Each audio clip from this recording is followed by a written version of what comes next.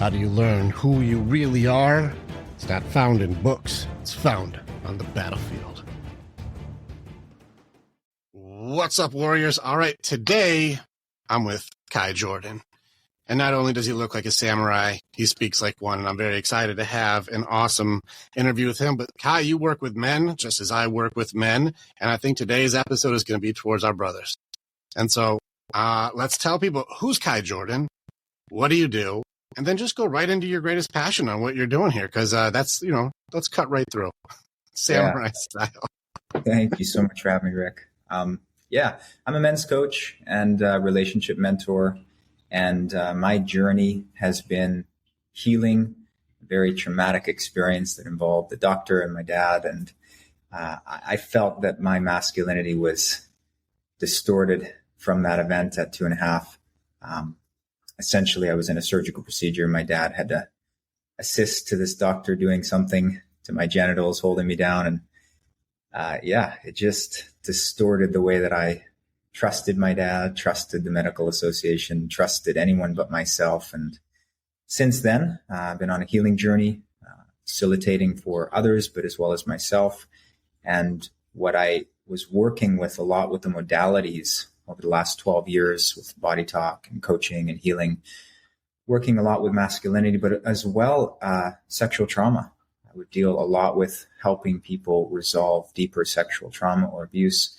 And so my wife and I's work is also around sexuality, less on the traumatic side, but more on the creating fulfillment and sexual satisfaction in the relationship, raising the level of consciousness and sexuality and through sexuality. So that's a little bit about what I'm up to.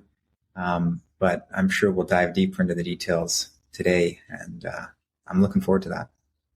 Yeah, it sounds like you took your weakness and turned it into a strength, if I'm hearing you right. So you took listen, my junk got messed with in a not cool way. And so I'm going to teach people how to mess with your junk in a cool way. Yeah. It's true. It's true. That was kind of my point of injury, my point of, it was a challenge. It was something that was, I think life gives us an opportunity through the greatest challenge that we have. And I saw that in myself. And when I stopped running from that event and I faced it and I dealt with it, who I was completely changed. There were aspects of me that was avoiding responsibility, aspects of me avoiding accountability, aspects of me blaming, giving away responsibility to people outside of myself. And once I faced that event, once I faced that experience, which of course at 2.5, there is a certain context of responsibility, right? The context of responsibility is not I am solely responsible for what was done to me, but I'm responsible for what the impact was. I'm responsible for how it affected me. I'm responsible to resolve whatever the trauma was and not take that out on the people that I love, which at some point in my life was the case. I was unconsciously lashing out, taking out my anger and frustration and suppressed rage and resentment onto the people that I loved, and noticed that was a pattern that I had to change. And once I really acknowledged that, took responsibility for that, realizing it was my own and not the people around me causing that, then I took on a different path. As a man, I took a more mature path. I took a more responsible path. And that's I think what every man goes through in their life. They realize there's a destructive dynamic going on inside of them, because masculine energy can be very powerful, can be very creative, but also very destructive. And I think we wield the double-edged sword as men. We're taught by society we have to temper our anger so that we can fit into society. We're not threatening. And at the same time, they want us to be fierce and ferocious and lead. That's an interesting dynamic. So how do we balance? How do we temper? How do we temper the anger? And I found it's less about tempering it. It's more about channeling it. It's more about directing it. What and do you embrace. mean by like, how do you do it? Because we teach anger in the warrior's way and how we do it. I'm very curious. I'm like, all right, you like sniper rifle this thing, or you're going to aim at a direction. Like, what's the way that, like Kai Jordan says, if you've got anger and you're going to channel it, here's how we channel anger. I feel like I need to be like, you're so calm. You're like, I feel like I have to get closer to the microphone and match your energy. It's, I'll admit I spent the majority of the last 10 years trying to temper. I was doing a lot of meditative practices. And so I have that meditative side. And underneath that was this burning rage and desire for revenge. Mm-hmm. And this like, I fucking hate the world and I hate what was done to me. And that was underneath all of the 4 to 5 hours a day of meditation. And I think men can spend a lot of time sitting in solitude and cultivating presence. And at the same time, there's this burning, unresolved aspect of themselves that is always underneath the surface, waiting to poke its head. I called it the dragon. Yeah, I like it. We call it the Hulk.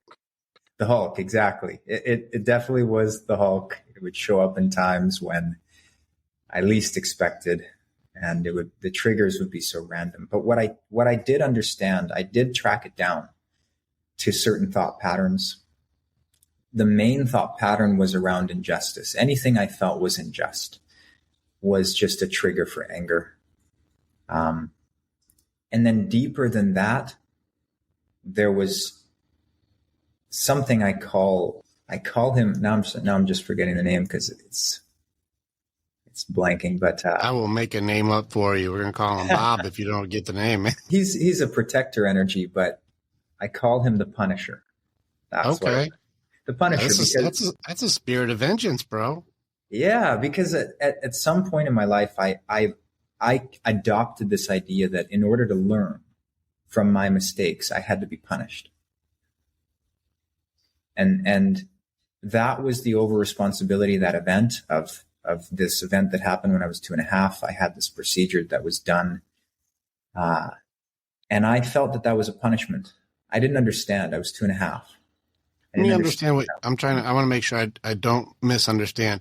So the Punisher Marvel style is going to be like, this guy is like, this is injustice. And since the justice system doesn't work, I shall be the one who's the judge and jury, and I will end those who the justice system will not handle. That's like the whole thing with the Punisher. He's a spirit of vengeance where like, it won't be done through the system. It'll be done by me. Yeah. So creating their own justice system. Now, did you say your Punisher is more like, it's almost like self-inflicted versus seeking justice? It's seeking some sort of, I don't know, like you said, torture or some sort of punishment on yourself, self-inflicted damage. Is that what your Punisher did? He was internal and not external. Yeah, it was both. I believe that all of us have a reactive and a repressed aspect of this in us. It's very archetypal. It's very social. We look at the system of education, even just we look at the parenting systems that are in place. Most of them are punishment styles. So you look at those thought systems or paradigms in society, and they install this at a young age. They install a sense of, if you're not getting it right, then there's a punishment. If you do something wrong, there's a punishment. And we all deal with that in different ways. But mine was coming from a 2.5-year-old mentality, which was between 0 and 7, we are egocentric. If we have an event in our life that is incredibly challenging or intense, at that age, we often don't have the capacity neurologically to handle it. And then it becomes an energy trapped in the body, and it becomes some sort of a reactive archetype or reactive personality. And it gets triggered independent of our desire, our conscious awareness. So it gets triggered subconsciously, and then it just acts itself out on repeat. And that's what was happening. There was this desire for revenge, to get justice, to get even with this doctor who did something to me that I couldn't do anything about. And that was there. But then also there was this imploding version of it, this self-attack, like I wasn't strong enough. I let this happen. How could I let this happen? I needed to be smarter. I needed to be stronger. I needed to be better. There's that internal criticism, like it was my fault that happened. And those two ways of directing that unresolved energy not only was destructive to me, but became destructive to the people around me. In relationships, for example, if that got triggered, there would be anger, there would be an outburst. And that was scary to me. That was scary to my partner. And it took me a long time to even just get over the shame, the fact that I had that aspect, that unresolved part of me that was causing pain to myself and to others. The shame was like a veil. Can I ask you something on this? When you're going through this, did you find yourself going so far into the other direction where you almost got into like a hyper protection system? Like, yes. Not even just for yourself, but also others. Anybody, even like, let me just ask you, like, when it came to bullies, were you the one who would just watch the show, or were you like, hey, leave them alone? Like, did you become that guy? Okay. Yeah. I become an active protector. Yeah. Tell me if this makes sense to you. A basic fear of being harmed or controlled by others, or a violation. Does that sound like, nope, that's not, we're not playing that game, right? The desire to protect themselves and to determine their own course in life. Sound like you? It's going to be your way. The super ego message is you are good or okay if you are strong and in control of your situation. Yeah. And you went hyper into like, I shall be the karma. Like, I believe in karma because I am the karma. Yeah. Tell me if this sentence makes you happy. Tell me if this resonates to you as a good shield here. Hey, this is Kai Jordan. If you fuck around, you're going to find out. Yeah. And it would be, the interesting thing is I would do it more in an intellectual way because my physical power was taken. So it would be like, I can find a way to get around this threat with my intelligence, with my skill, with my knowing, with my, it turned into that. At one point when I was younger, it was more physical. When I was in my teens and I was working out lots and I felt this desire to... You got to be stronger. Yeah. Yeah, because if I'm strong, you can't hurt me anymore. Yeah. And then of course you have your suppression system, which is interesting that you went towards meditation. Is your, like, I mean, listen, you look Asian. You come from an Asian background? It's my mom's Asian, but she's Canadian born. So not like, oh no, I'm with you. I'm a Yi, bro. But I don't look like a Yi. Listen, my dad said I was Chinese, so I get it. But I don't look. Listen, I never went to China. I don't know. I'm just curious if, like, because you said you went into meditation really hard and you do hours of meditation a day to try and find your way to work through it, which is, the different warrior types. That's the spirit side warrior. I'm going to go into connection to my spirit to see if I can find peace. But you're also going to find, that there's 4 parts of us, even just at the base level before you get into advanced training: mind, body, heart, soul. And you're like, I'm working soul like crazy. That's my strongest side is soul. I can play with mind, but I'm not doing the physical outlet, or I'm not doing the emotional outlet, most likely because of that system, especially your teen years. It was a uncontrolled volcano emotions. Is that fair or not fair? Yeah, there was a lot. There was quite balanced in the yogic practices. I was doing about an hour and a half of physical practices, asana-based practice. And then about 2-3 hours of deeper Kriya yoga, but definitely found more of a reversion, or an aversion rather, to the physical until the physical stuff started coming up through the energetic work. And that was more neurological. And that was, that's the core of my work. Like my background as a facilitator, I worked in kind of body work and energy work with, structural myofascial work, and also emotional work, and body talk, which is more energetic and integrative work. And then breath work and different modalities like that. So as I was going through my own healing journey and working with others, which I ended up facilitating a lot more for others than myself, this is an interesting discovery. So by the time 5 years into my healing, I had facilitated over 5,000 sessions. So there's a lot of experimentation with like, that was my lab. I call myself more of a researcher than anything. I was researching on the field. I was in practice researching how are people put together physiologically, mentally, emotionally, spiritually. What are the correlations when they have this emotion? What does it do to the body? When they have this thought, what feeling does that create? Where does it store in the body? All these correlating patterns I was tracking. And there was one moment where this whole thing it took a different turn of understanding. I went through a spontaneous healing in January of this year. It was this moment where I felt this war inside of myself. It was really intense at that time. And I had this awareness that I was just fighting something inside of myself.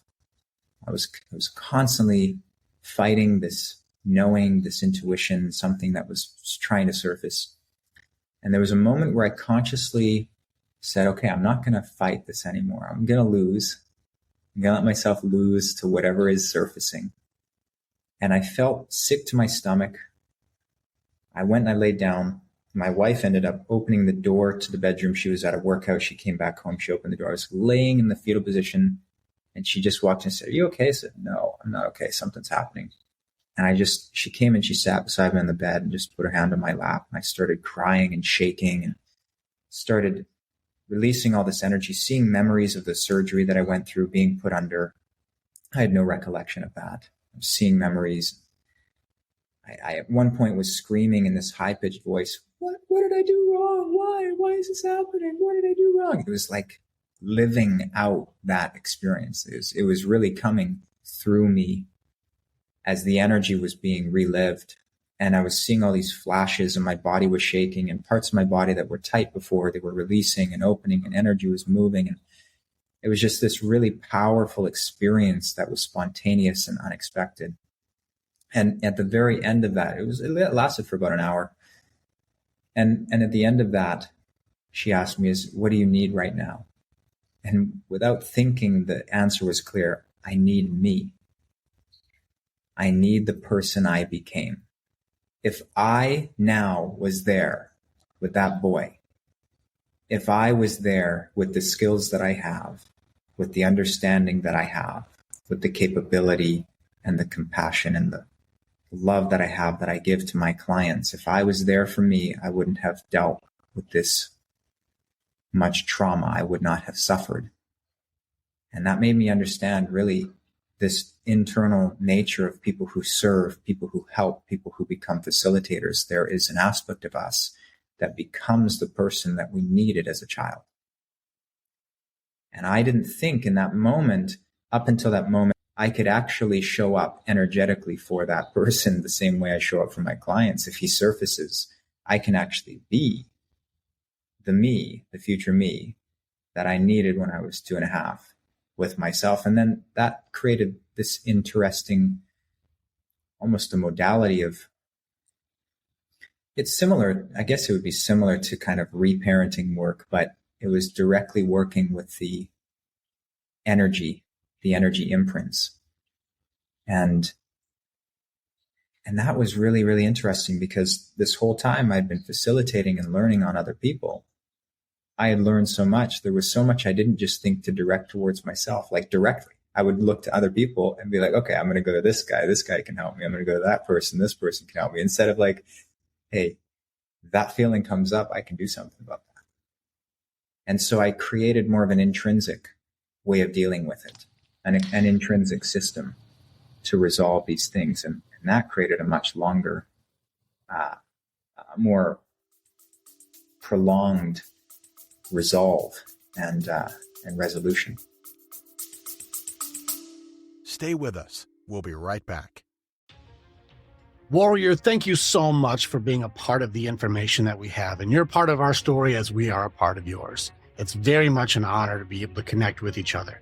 If you want to know more or you want to get started with working with me or working with our warriors so that you can begin your path to authenticity, strength, leadership, and accountability, this is the way. Together, we are way stronger. Now you get to choose. Do you go forward or keep doing what you've always done? If you stay where you're at, hey, click on some of the stuff and follow what it is. We got motivational stuff. We've got podcasts. We've got more things. Just subscribe and do the stuff and we'll keep you updated. But if you want to start going in, start jumping into what our programs offer and start your journey and being the hero in your own story.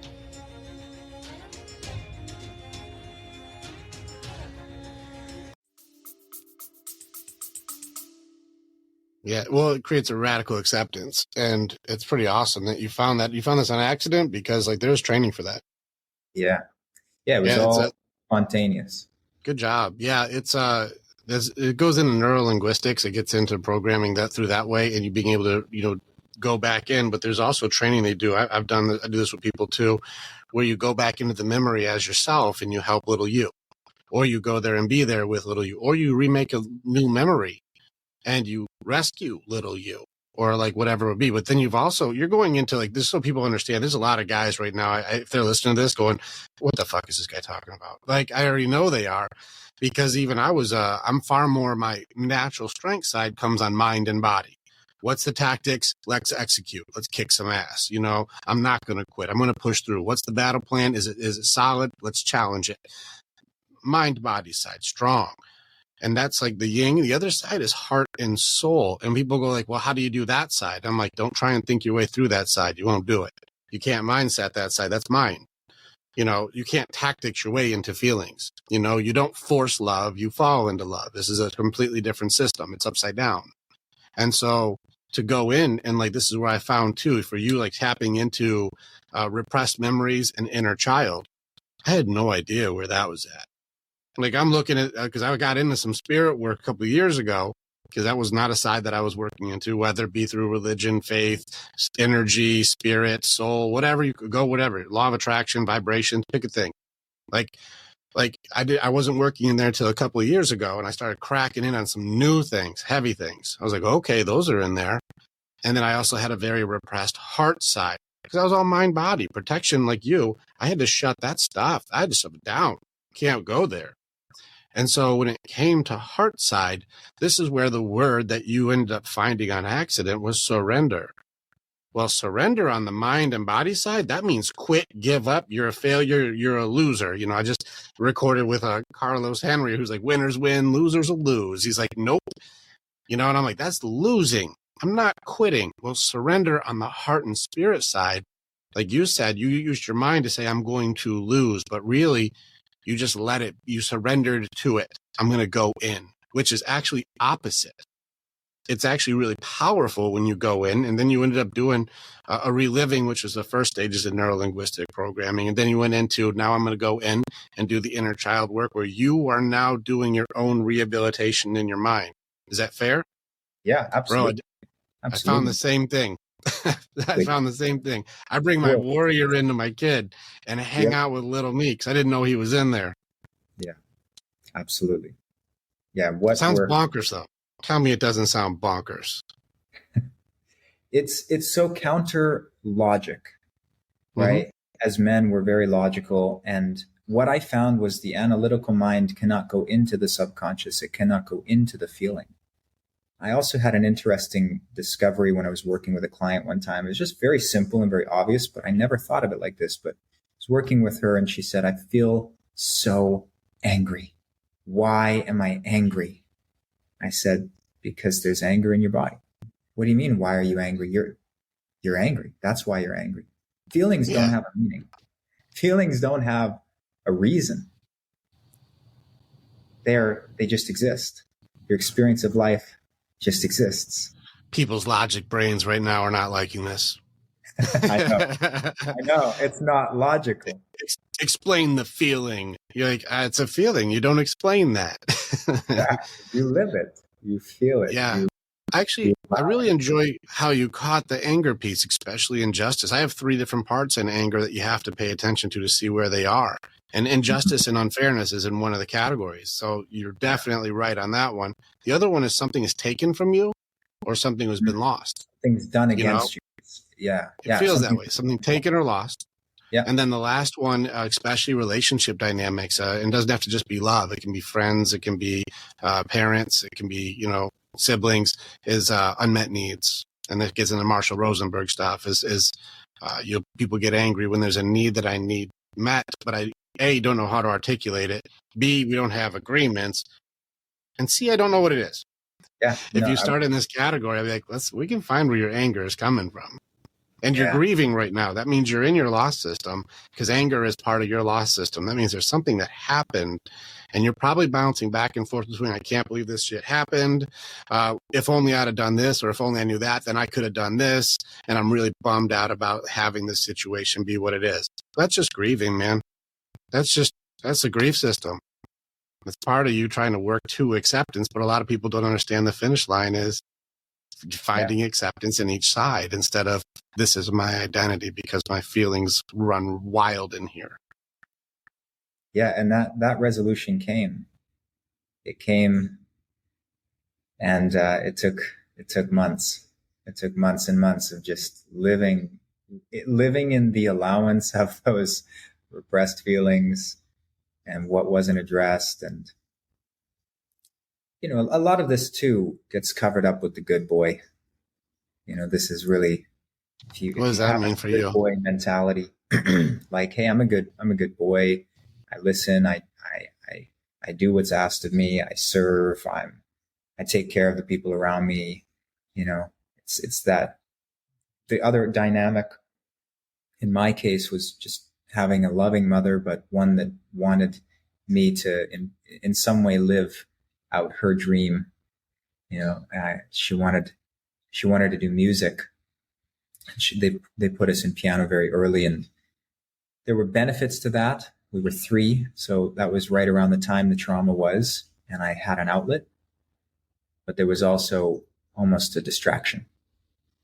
So it's like, hey, let's do piano. And then pretty soon I was playing in competitions at 4 and winning against people that were 8, 10.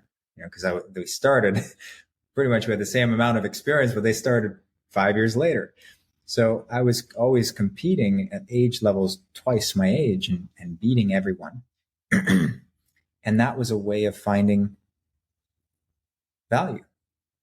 Winning, competing, getting better, never making a mistake, bought into that thing. And in fact, when I was in that reliving of that experience, I used to get anxiety every time I went up to perform, like intense anxiety.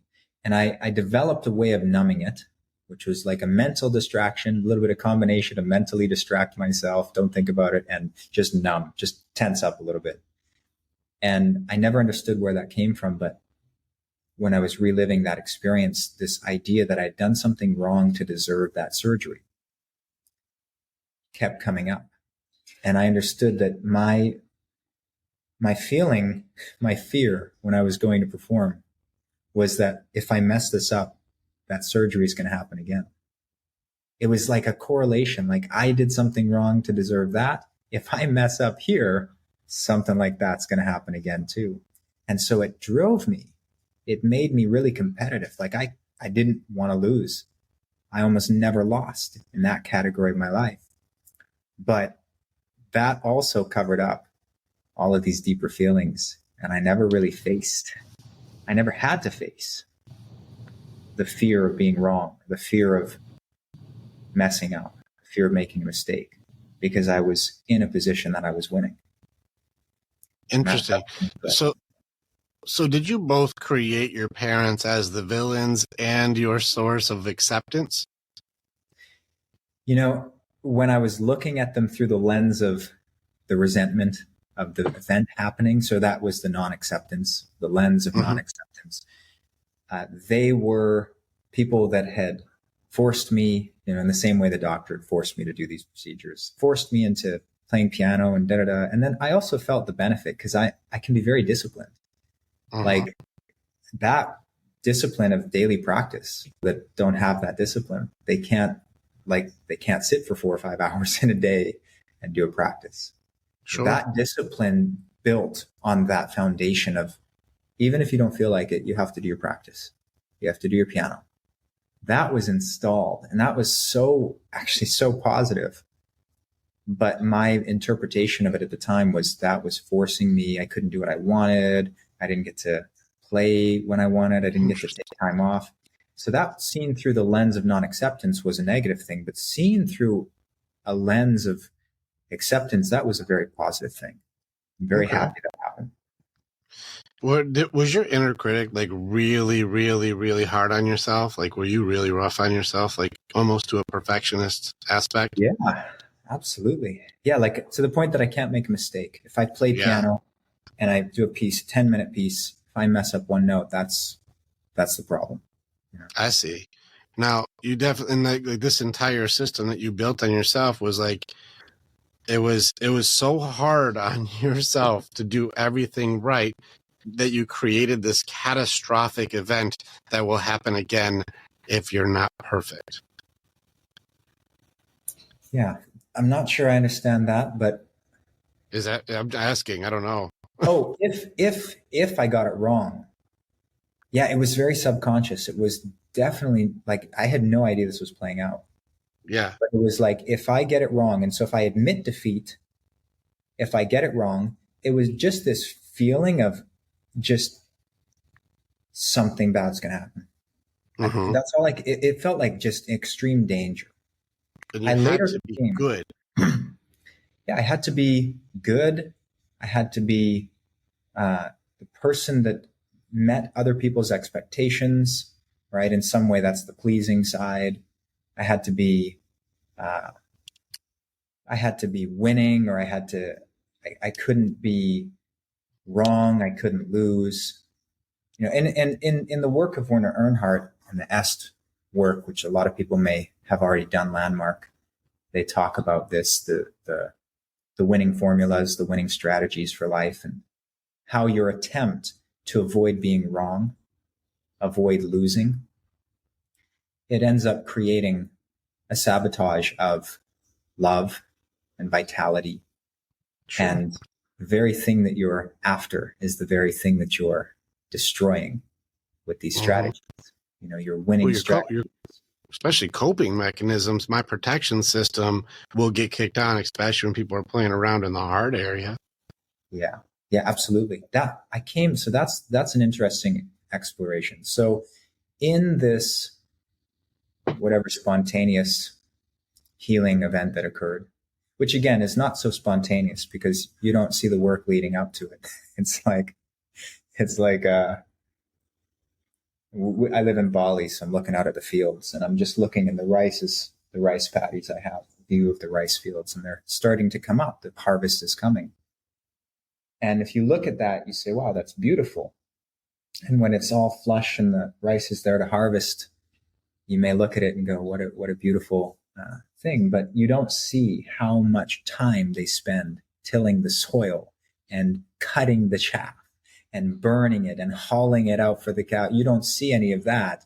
You see the harvest. And so when I'm talking, you're seeing the harvest. You're not seeing what really led up to that. And I think that's the reality, is that most of us spend a lot of time in that dedicated practice. And we put in the time and we put in the energy. And then there's a moment of reward, which was this spontaneous healing that took 45 minutes. And that took a lifetime to get to, but it wasn't by chance. And I agree. I very much agree. That's awesome, man. I wrote almost like a little poem off of my first book. When I, like, the very beginning of my program starts off with a thing called the moment. And I think Tony Robbins talks about this, and other people do too. We may work for a year, 2 years, 5 years, whatever.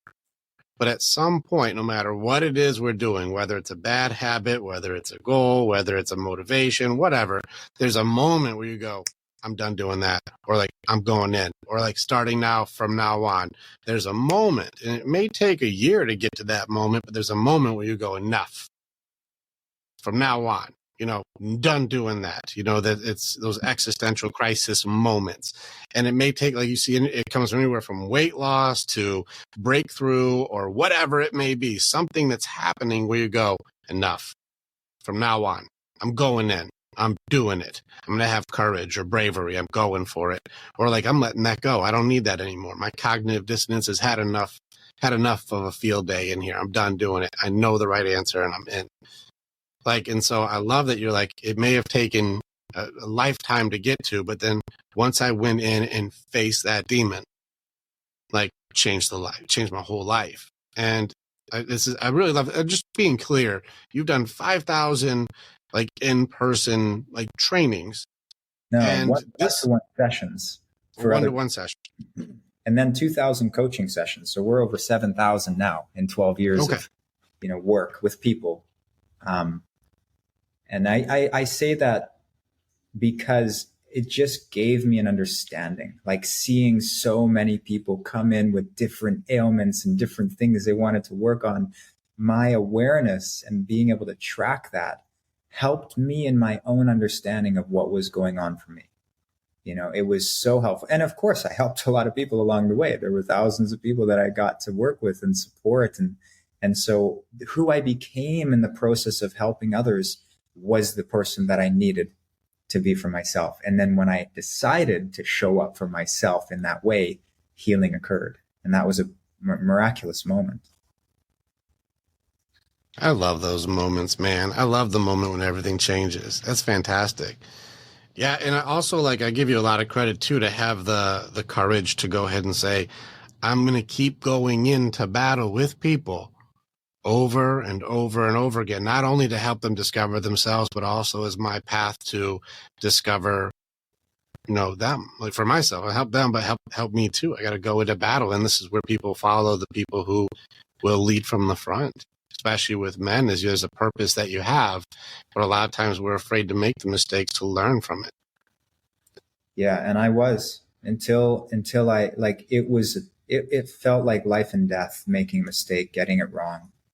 And what I discovered in that experience. So after I relived that and I started uncovering the deeper understanding of it from within, I started becoming aware. And this is a part of the body talk work, is really breaking down each part of the body and understanding the consciousness or the function of it. So it comes from that world as well. But I started becoming aware of the amygdala, and I understood that some things that I was doing mentally, which was preventing it from coming out of vigilance. And so I was in a state of vigilance for a very long time. It is the function of the amygdala to protect you from future threat. And by identifying situations that are very similar to the threatening situations you experienced, to alert your nervous system completely unconsciously. So it happens through the nociceptive channel and not the perception channel. Nociception is the vagus nerve channel moving up, your proprioceptive awareness. It takes in information from your environment and it alerts you of danger before you're even consciously aware of the danger. Typical example is you're walking down an alley and you get this weird feeling and chills come through your body. That's nociception. That's you are aware of the danger before you're consciously aware of the threat, if there is even a threat.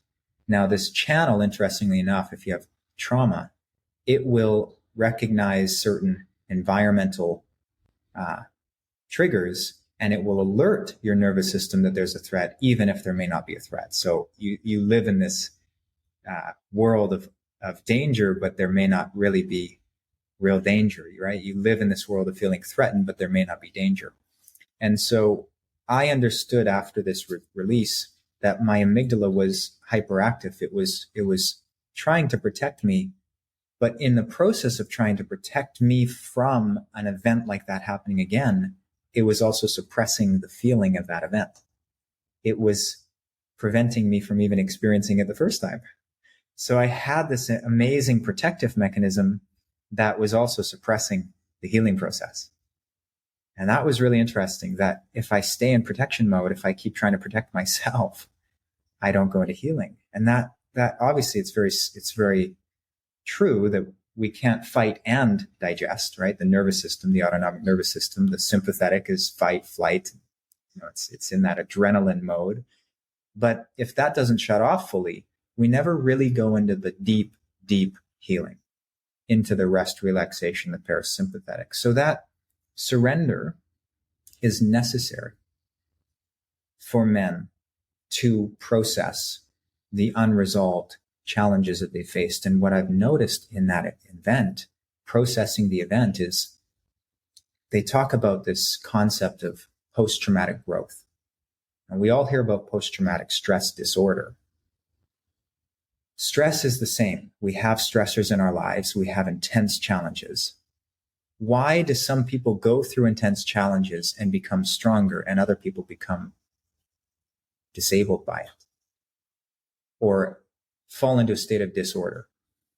What I noticed was that when we dissociate from the intensity of the experience, when our awareness pulls away from the body and dissociates, there is no internal processing occurring. We're not actually taking in that experience and learning from it. What needs to happen in that event when we've dissociated is it gets stored in the body for a later time to process the information. When we can bring the awareness back into the body, we can process that information. And if you process that information, instead of being defeated by it or being wounded by it, you learn and you grow from it. Like, that event doesn't scare me anymore. This whole being overpowered and disempowered, all that stuff, it doesn't scare me anymore because I've gone through it. And so I know how to deal with it. So if there's an event that you're avoiding, that's a gold mine waiting to be tapped. That's an opportunity.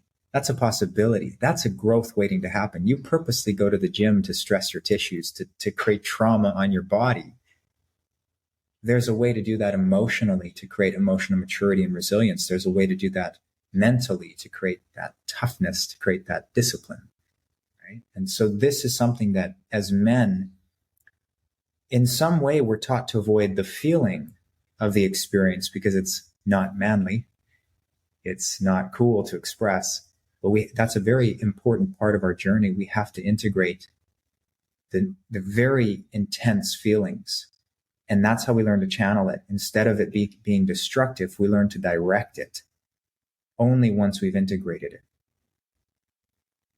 I'll give you some praise on this one because, like, in my research, I found the same thing, but I do it from a very different way, but it's the same answer.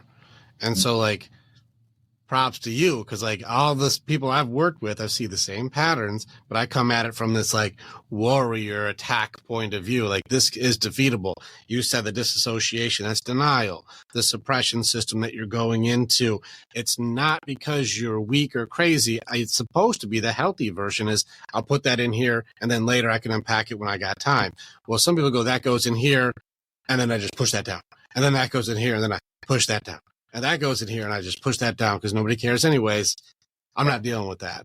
And so it wasn't designed to be live in denial, but it does store it. And so I like that you come at this from like that, like it's trapped in the body. We're going to find it because I go into like, here's how you do the training to like kill the thing. We got to go find the thing. I still find it, but I like that you come in like it's trapped in this part of the body.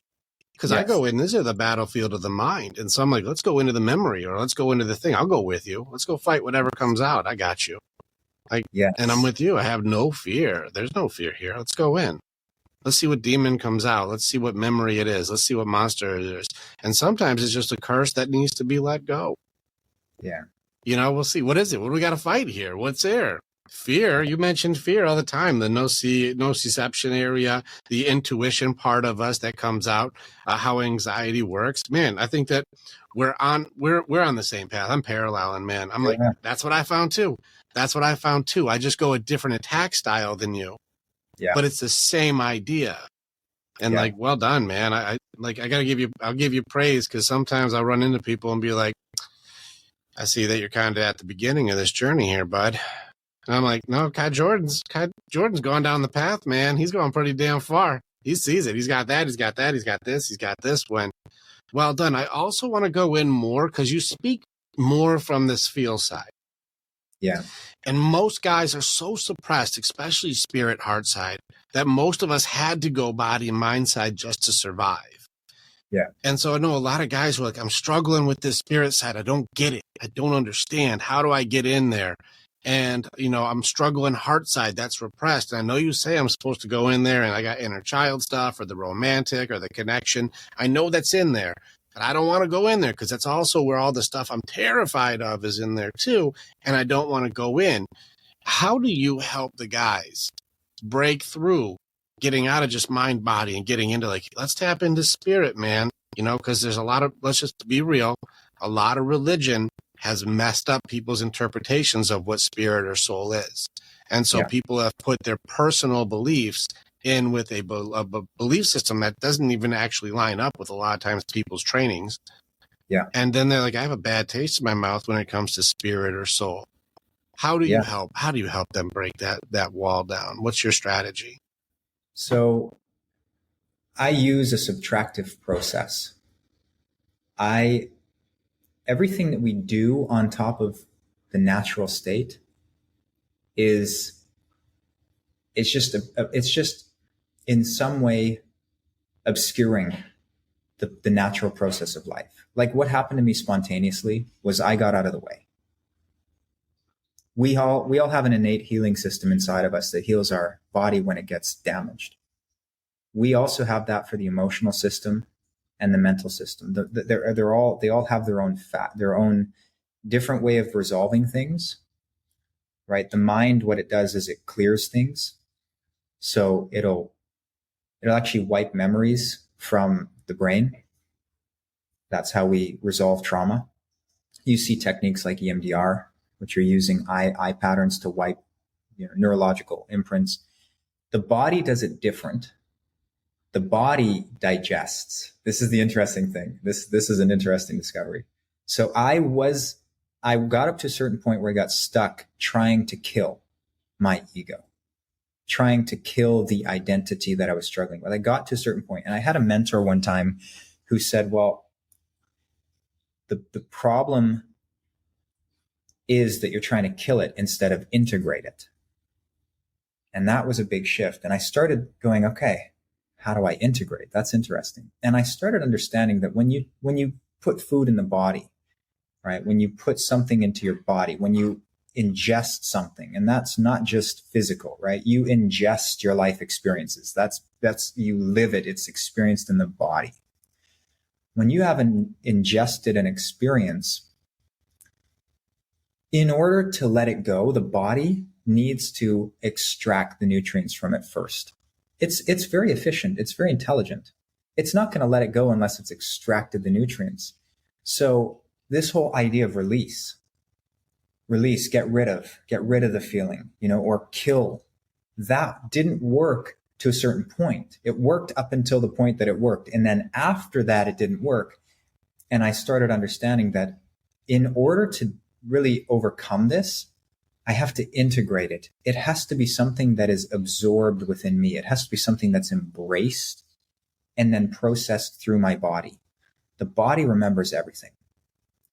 It doesn't forget a single thing. I was unconscious for the surgery, but my body remembers the incisions. My nerves, up into to the point that I started processing this, it would still react with light touch on my legs. If I had a massage or something, they would just go. My body would do this. It was completely unconscious. I didn't want it to occur, but it was stored in the body. The memory was in the body. The energy was in the body. And so what I do with people is I bring them into a state of awareness, which is the beginning of meditation, right? The meditative process is to be able to bring your awareness to something beyond the mind and the body, into pure awareness. So awareness is, for most people in the way that we're established, is routed through the five senses. Your five senses are outward facing information receptors. They take in information. They just take in vibratory information. Your eye takes in vibratory information at the frequency or wavelength of light. Your nose takes in vibratory information at the frequency or wavelength of smell, right? There are different, it's the same energy, but interpreted through different frequency wavelengths. That all goes to a part in the brain called the hippocampus. And the hippocampus takes this information and references 197 different parts of the brain, which are predominantly memory centers, and it constructs an image. It constructs an image. It doesn't perceive directly. It constructs an image. 80% is constructed from memory. 20% is actually what you're seeing. So your experience of reality that's probably lucky is 20%. Exactly. For most people, and that's just the neurological side. That's just the brain side. If you're in a trigger, it's even different because you're experiencing something that's not real. Your brain is actually creating an image that is not happening, as if it was a real lived experience. And here's an example. This is a simple example. You walk into your house, it's dark, you see a shadow, you jump, you think there's an intruder in your house, you turn on the light and it's a lamp. It's like the coat hanger. And your body is in the fight or flight. It's ready to fight. It's ready to go to war. But when you realize it's a coat hanger, it's like, oh, I don't need to fight this. I don't need to. Yeah, but sometimes you still fuck that coat hanger up for messing around. Exactly, because you're pissed off. I'm going to get you in. Who you think you are, coat hanger? I'm going to kick your ass anyways. Exactly. Your wife walks in with you roundhouse in the coat rack. It's true. We got to get rid of that energy somehow. You know, we got scared. We got to get rid of that energy. Fuck you, coat rack. Warrior energy. My hippocampus made you an enemy, and I agree.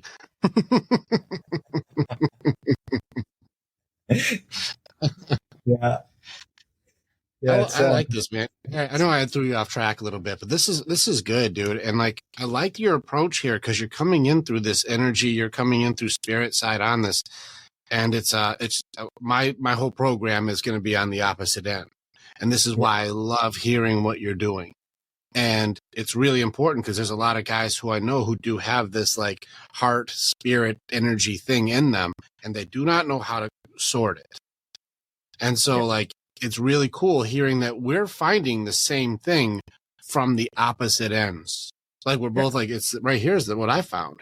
And you're like, I'm coming from this side and I found that too. And it's like, that's like a testament to me to somebody who's actually mastering their craft.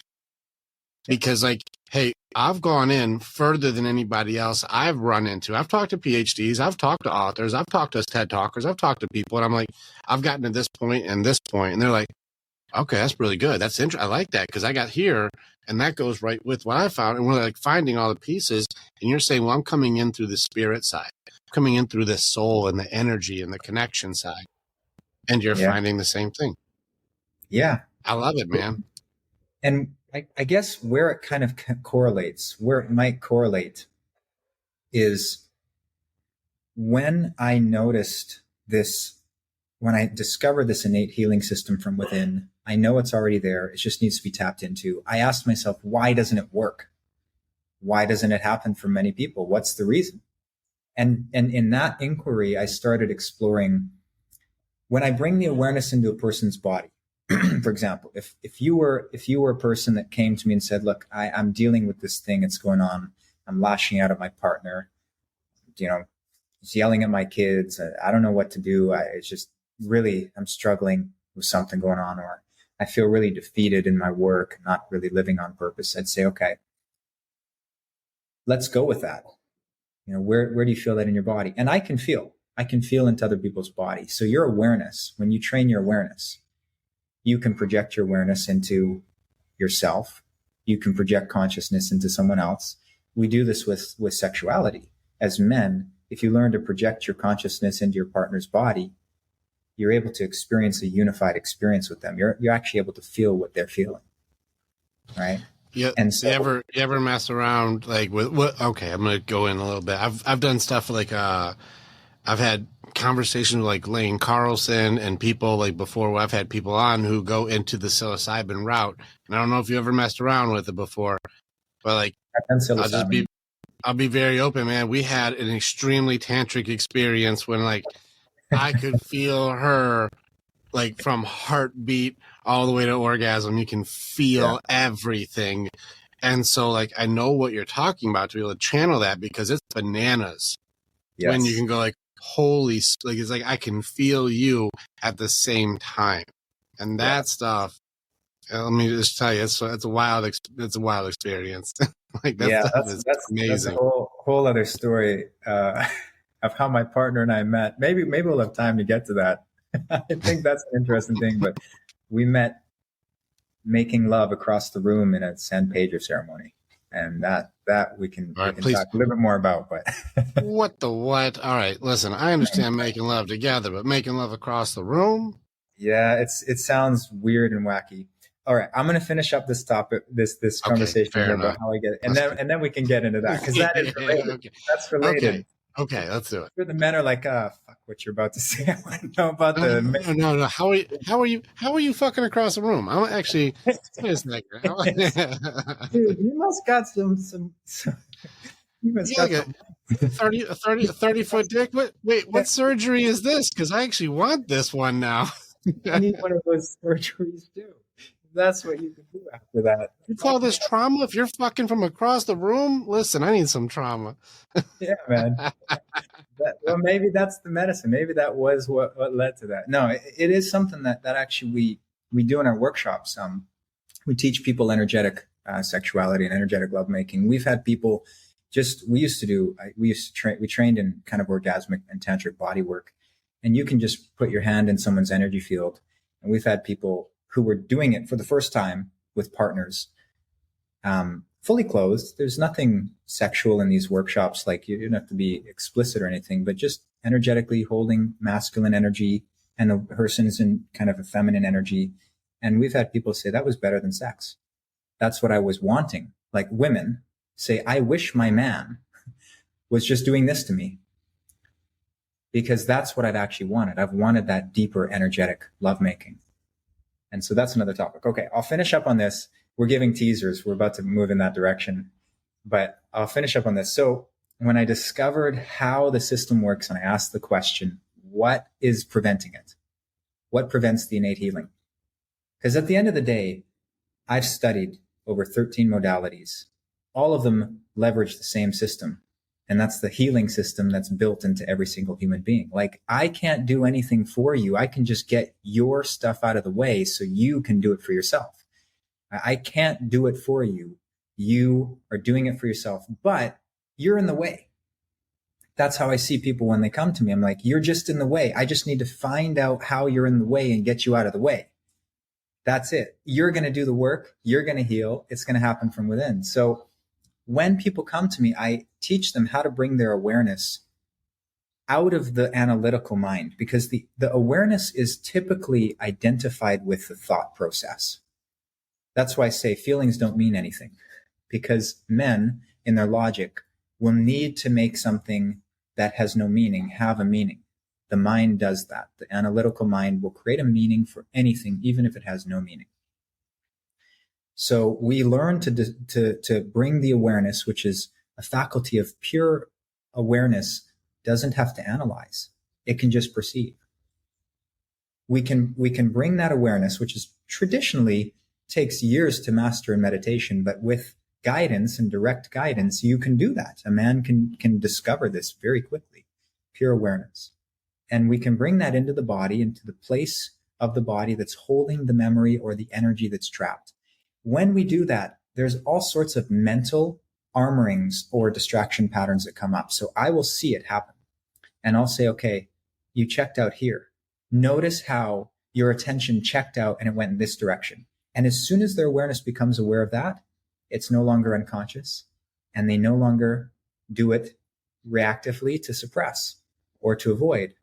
So they can start to go through, and there can be maybe 20 or 30 different of these patterns physiologically in the body. Maybe they contract their diaphragm at a certain point, or maybe they get afraid of a feeling, or maybe they just have this feeling that drops in where they're like, oh man, I'm feeling a lot of resistance. I'm like, great, that's the next step.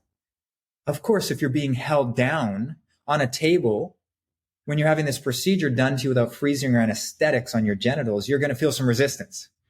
I thought my resistance was bad. It's like, oh, I'm resisting the process. No, resistance is the process. You got to feel that fully. Your body was in resistance of that. Of course, you didn't want to be held down. Of course, you didn't want to be operated on. Of course, So a lot of times they get mad at themselves. They stop. They react to the feeling that's coming up instead of being aware and going deeper with awareness. If they can go in, they get to a certain point where there's this internal war, and that's the amygdala. And at some point, I help them in various different ways surrender. I help them let go of the fight. I help them trust themselves. I help them trust their innate intelligence.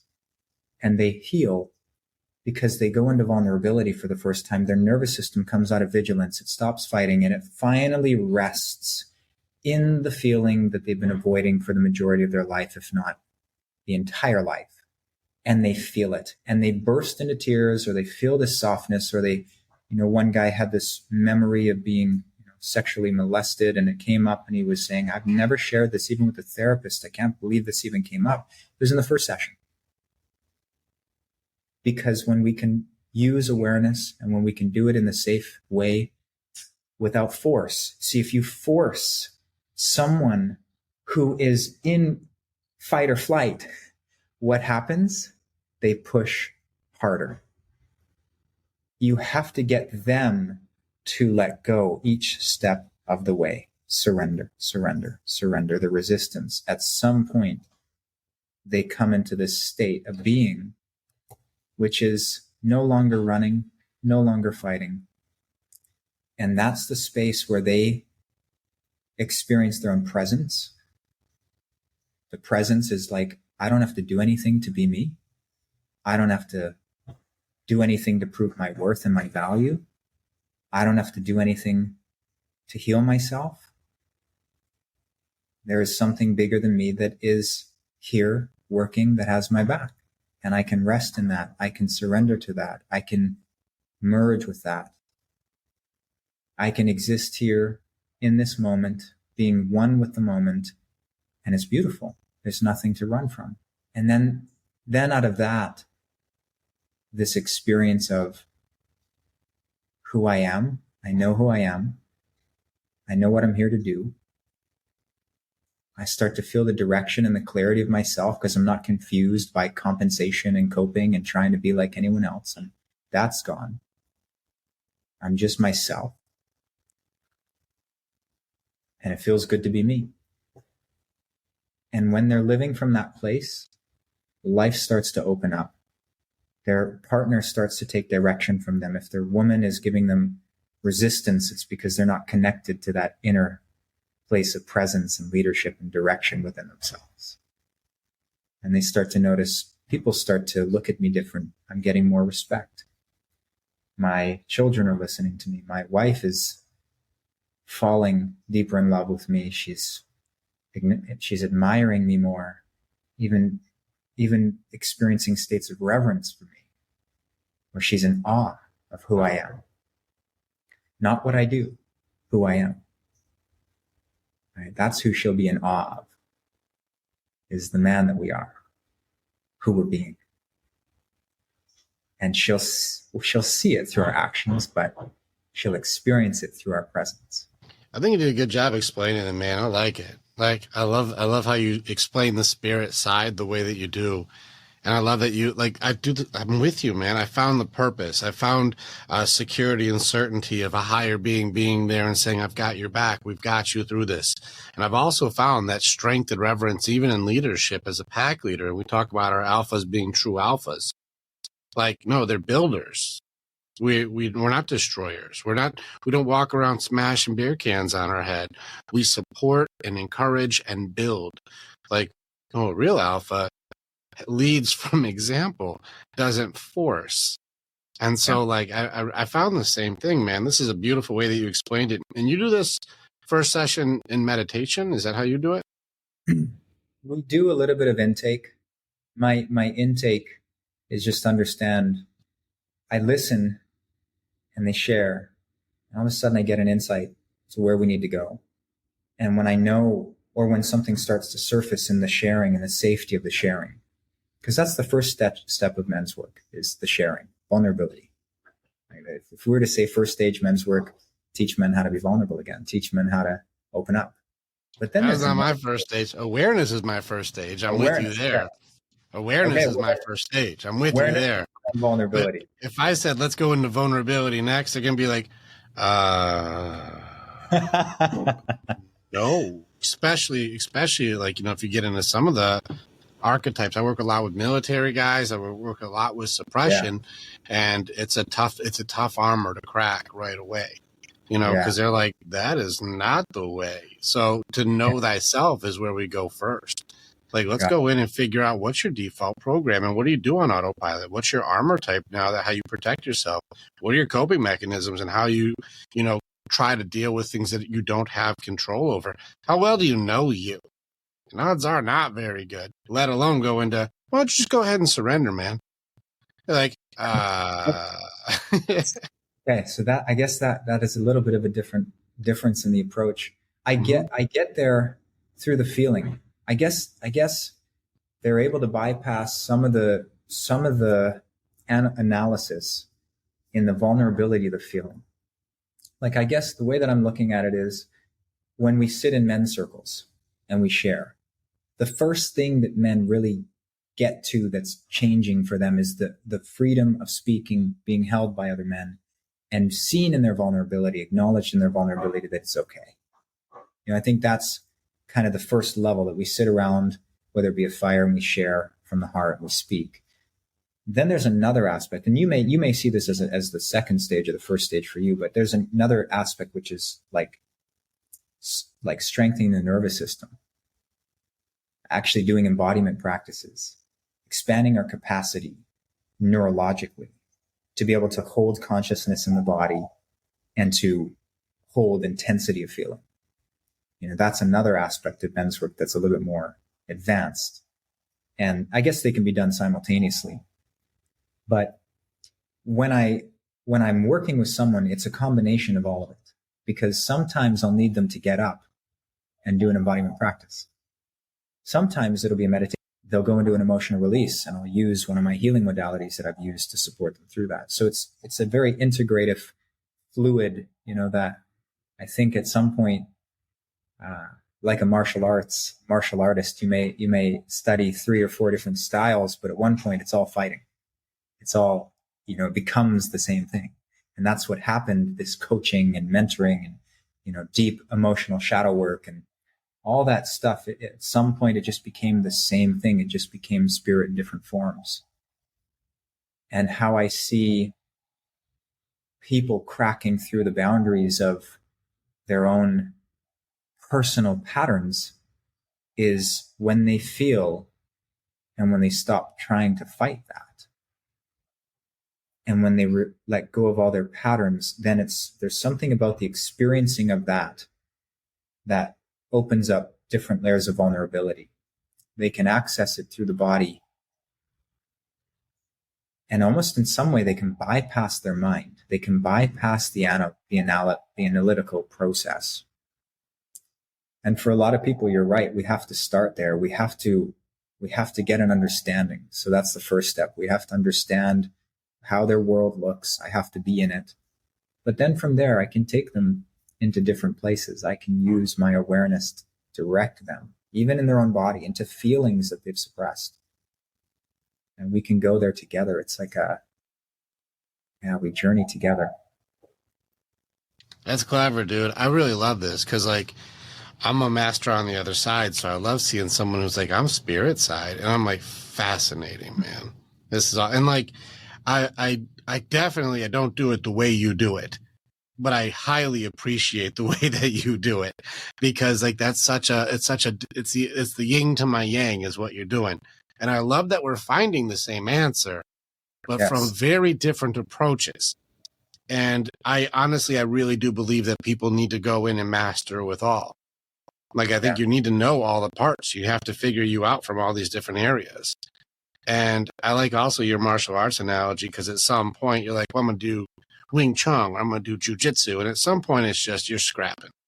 Yeah. In the moment, it's just a fight. Yeah. You're grappling with whatever's in front of you. You're not doing a technique. You're not. There's nothing preemptive about it.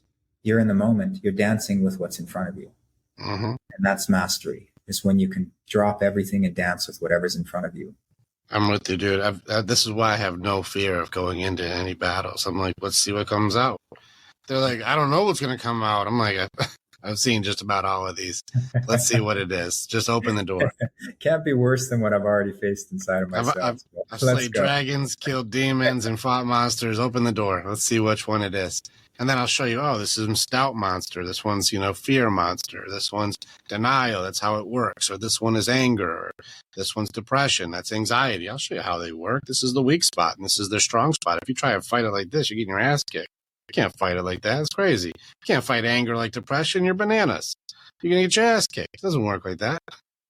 Yeah, it is definitely. I love that. An internal martial arts.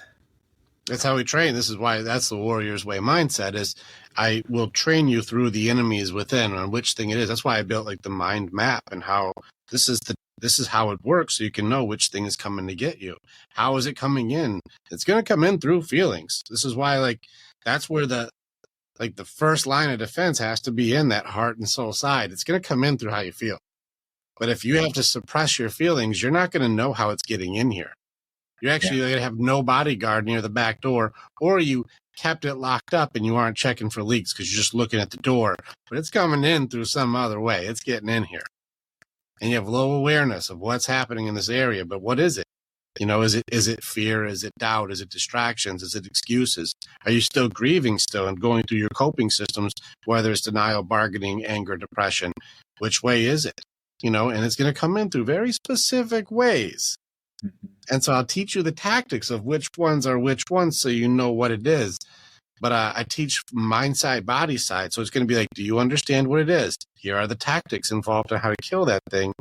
Now, are you going to fight it, or are we just going to sit here and think about it? Yeah. Are we going to do something about this? Are we going to go in here and go get it? Or are we just going to wish we got it? Or no, I should get it.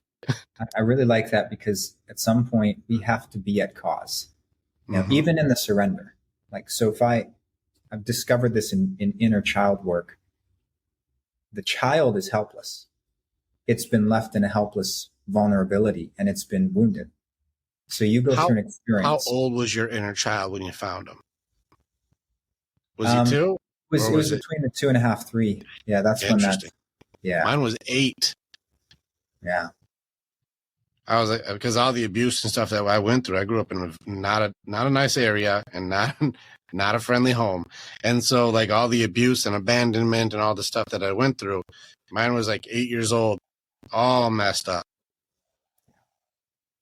Yeah, and that I was age, curious. You have a little bit more independence, at that age. So let's just say this may be helpful for understanding for some people who are struggling to get to that place of resolution. Mm-hmm. The child, I call this child's needs versus adult's needs, but the child, it doesn't actually have the capacity to protect itself often. It relies on someone older, some protector. It relies on a father figure or a mother if you're in a single mother home. But the child often doesn't have the capacity to protect itself up until a certain age. It will rely, right? It's normal for a child to rely on someone else to protect it up until a certain point. Mm-hmm. And it's also not capable of understanding. It doesn't have the tactics, right? Interesting. So that's what you found, even because you got a 2-3-year-old. That's a very different conversation than an 8-year-old. Yes, exactly. For what I noticed in the child, there's a part of us that believes the child, because it's self-centered, egocentric. Mm-hmm. And in some cases, people call that narcissistic, right? You see, if it's misdiagnosed, of course, you see people have narcissistic behaviors. Well, that's the unresolved child, the egocentric mind, which is trying to protect itself. That's where it comes from. And so this self-centric version of ourselves goes, oh, this event happened to me. What did I do wrong? And of course, it wasn't able to protect itself. I can't defend against someone holding me down. I'm not strong enough. Like, I don't have the strength to do it. So I'm in a state of helplessness. If I look at my son, he's 3 right now. If any adult came and punched him in the face, there was no way he would be defending himself. He can't. Even our 6-year-old son. Nothing. Mm-hmm. You're helpless. Correct. Like, the reality is that if you really look at the world through a child's eyes, you are in a potentially dangerous world, and you don't have the skills to defend or protect yourself. You have someone who's supposed to look out for you. That's supposed to be you're supposed to have a dad, or you're supposed to have a mom, or you're supposed to have an older brother. You're supposed to have some guardian looking out for you until you can look out for yourself. That should be the natural way that we raise ourselves in society, right? Absolutely. Yeah. So when you don't have that, you take on the responsibility. As a child, you take on an adult level responsibility. Correct. Now that's where the harshness comes. That's where the harsh critic comes, because I'm a child and I'm supposed to be able to protect myself against adults. I will never live up to that expectation. Never. It's unrealistic to imagine that I could. Right. I can dream. I can imagine. I'm a child. I have a great imagination. I can imagine myself fighting the old guy and beating him up. How many Captain times? America in your mind, for sure. It's a 1-punch knockout in your mind. Exactly. You're going to get your ass kicked if you stand up. Yeah, real life isn't good. Doesn't work like that. Yeah, you can't throw a shield at somebody. It doesn't work like that. Exactly. So there's a part of us that's dissociated from reality, still in a child's mind, taking responsibility for something that we were not meant to take responsibility for. So in that sense, the hyper independence, the hyper responsibility, I have found that we need to put things into context. I need to remind men, as a child, you weren't capable of protecting yourself. That was your parents' responsibility. That was someone else's responsibility. And if you didn't have someone there, that was someone's responsibility to help you heal from that, to provide a safe environment, that you knew it was okay that you got beat up, and that you were loved through that, and that you had that modeling of how to deal with my emotions when I did get defeated. Yeah. It's fascinating, because I've been doing my own inner child work. I just cracked into this side just a few months ago, like a handful. Because remember, I'm mind, body. I had some spirit in there, but my heart side was shut off. And I cracked into it just a few months ago. And I'm like, what is this? And so I'm actually taking my strong sides. I've got my mind side. I got my warrior side, body side, and then I've got my spirit side. And different personas inside my own, my own creation, if you will. This is how I this is what's training I'm doing today. That's how I compartmentalize. Yeah. And so, I'll have these different ones. It's amazing how you're like, you have to have a protector in there. When I'm doing heart work and I'm just going in there and just like going in and hanging out with this inner child, I'll be very open with you. I was in tears almost every time I would first go in there, just to like, there's this little dude and like the stuff he had to go through. I've actually been doing it very different, and not take them as like, you don't know. It's almost like I'm going to teach you skills, but now I'm teaching you like an older brother. And when it comes to like, I do have different personas for my mind, body, and soul, and so my mind side is more like this Tony Stark / Iron Man guy, eccentric, going to build it, going to create it, inventor, has that big personality type, doesn't give a shit. Let's go in, let's go make some mistakes, let's build it. Doesn't work, we'll make one. Like, that's my mind side. But my warrior side is more like this big Nordic, Norman type from Mighty Max, this like big, like, you want me to kill it? Like, I don't care if it's a 5-story tall dragon or if it's a goblin. You want me to kill it? I don't care. Like, I'll go in anywhere. And then I got this sort of like following apostle side for my spirit side, where like, listen, I surrender here. You tell me where we're going, I'm with you. Like, this is one of those surrender things that I've got there. When I went in this heart side, it's the most complicated side for sure, because it had so many different parts. There was at least a few different personalities in there. One was inner child. I didn't know where this was. Yeah. Because when I'm working with men, we don't know where that's at. I'm like, I went to the gym, didn't see the kid there. Went to the library, no kids there. Went to the church, no kids there. what are you talking about, inner child work? It's like, it's heart side, dude. Yeah. So when I actually open this thing up, and I've had like, this is where, just for anybody out there who's an expert, and they're like, man, how do you do this stuff on your own? I'm going to tell you, whenever I hear that question, I laugh because I didn't figure that out on my own. I called one of the heart side coaches that I know, shout out to Les McDaniels, who was like, bro, it's heart side. You're in the wrong area. Yeah. And so I'm like, okay, let's go in there. But why I bring this up is because my inner child connected most with my warrior as like the big brother, because my warrior was so strong and healthy. He could be authentically vulnerable. He could praise. He'd let him win at video games. He would protect him whenever it came out, and sometimes be overprotective. My warrior will go in and go like, don't fuck with this little kid. Like, don't you fucking dare. Like, he'll be over the top because like, you want me to kill it. Don't fuck around with him. He's not alone anymore. But that kid was so alone for so long and had so much shame and damage done that these different warrior types that I have who are stronger are like, we're going to train you to face your things, but we support you and you got this. And you're not alone, buddy. We got you. And I know you can do it and do the thing. And he's got a little wooden sword. He doesn't have this big crazy blade. He's going in like, okay, let's see what I can do. And it's like, he's going to go in and fight Cerberus, this 3-headed dog. And he opens it up and it's a puppy. And he's like, that's a puppy? He's like, I remember being much bigger than that. It's like, no, you were just small. We all went into expecting to be Cerberus. He was ready. He's like, I want to kill Cerberus. He's like, we all found it was a puppy. Go in, man. Rub his belly, and you're going to see the thing that you were terrified of so long is actually not that thing. You know, and so there's all these different trainings and exercises we're doing to go like, the warriors killed it, and the mind side's already sorted that out. And my apostle aspect has been like, we've already faced our way through this. I'm not worried about any of that shit. Now the kid's got to go, this is really scary. And like, we got you. Go in there. We got you. And I've been making massive strides, but he connects most with my warrior as that big brother. Didn't have a protector before. So that protector, it's funny that you say we're supposed to have that. And it's funny that when you say go in and do the inside work, I have created my own older brother as my warrior side for the inner child. It's amazing that we found the same answer, but I've gone in solely on me just experimenting what works best and going in. I didn't have any training in this one. I've got people that say you got to go in, but it's a feel exercise. So it's all new to me. It's cool that you're like, I have the same answer and I'm just stumbling my way through. Now, the other part is my romantic, who is the most oppressed part of me there is. That's the guy who has taken the most damage. And while he's got this big heart, it's just in pieces in there. And this is a big reason why I also had to close this area off.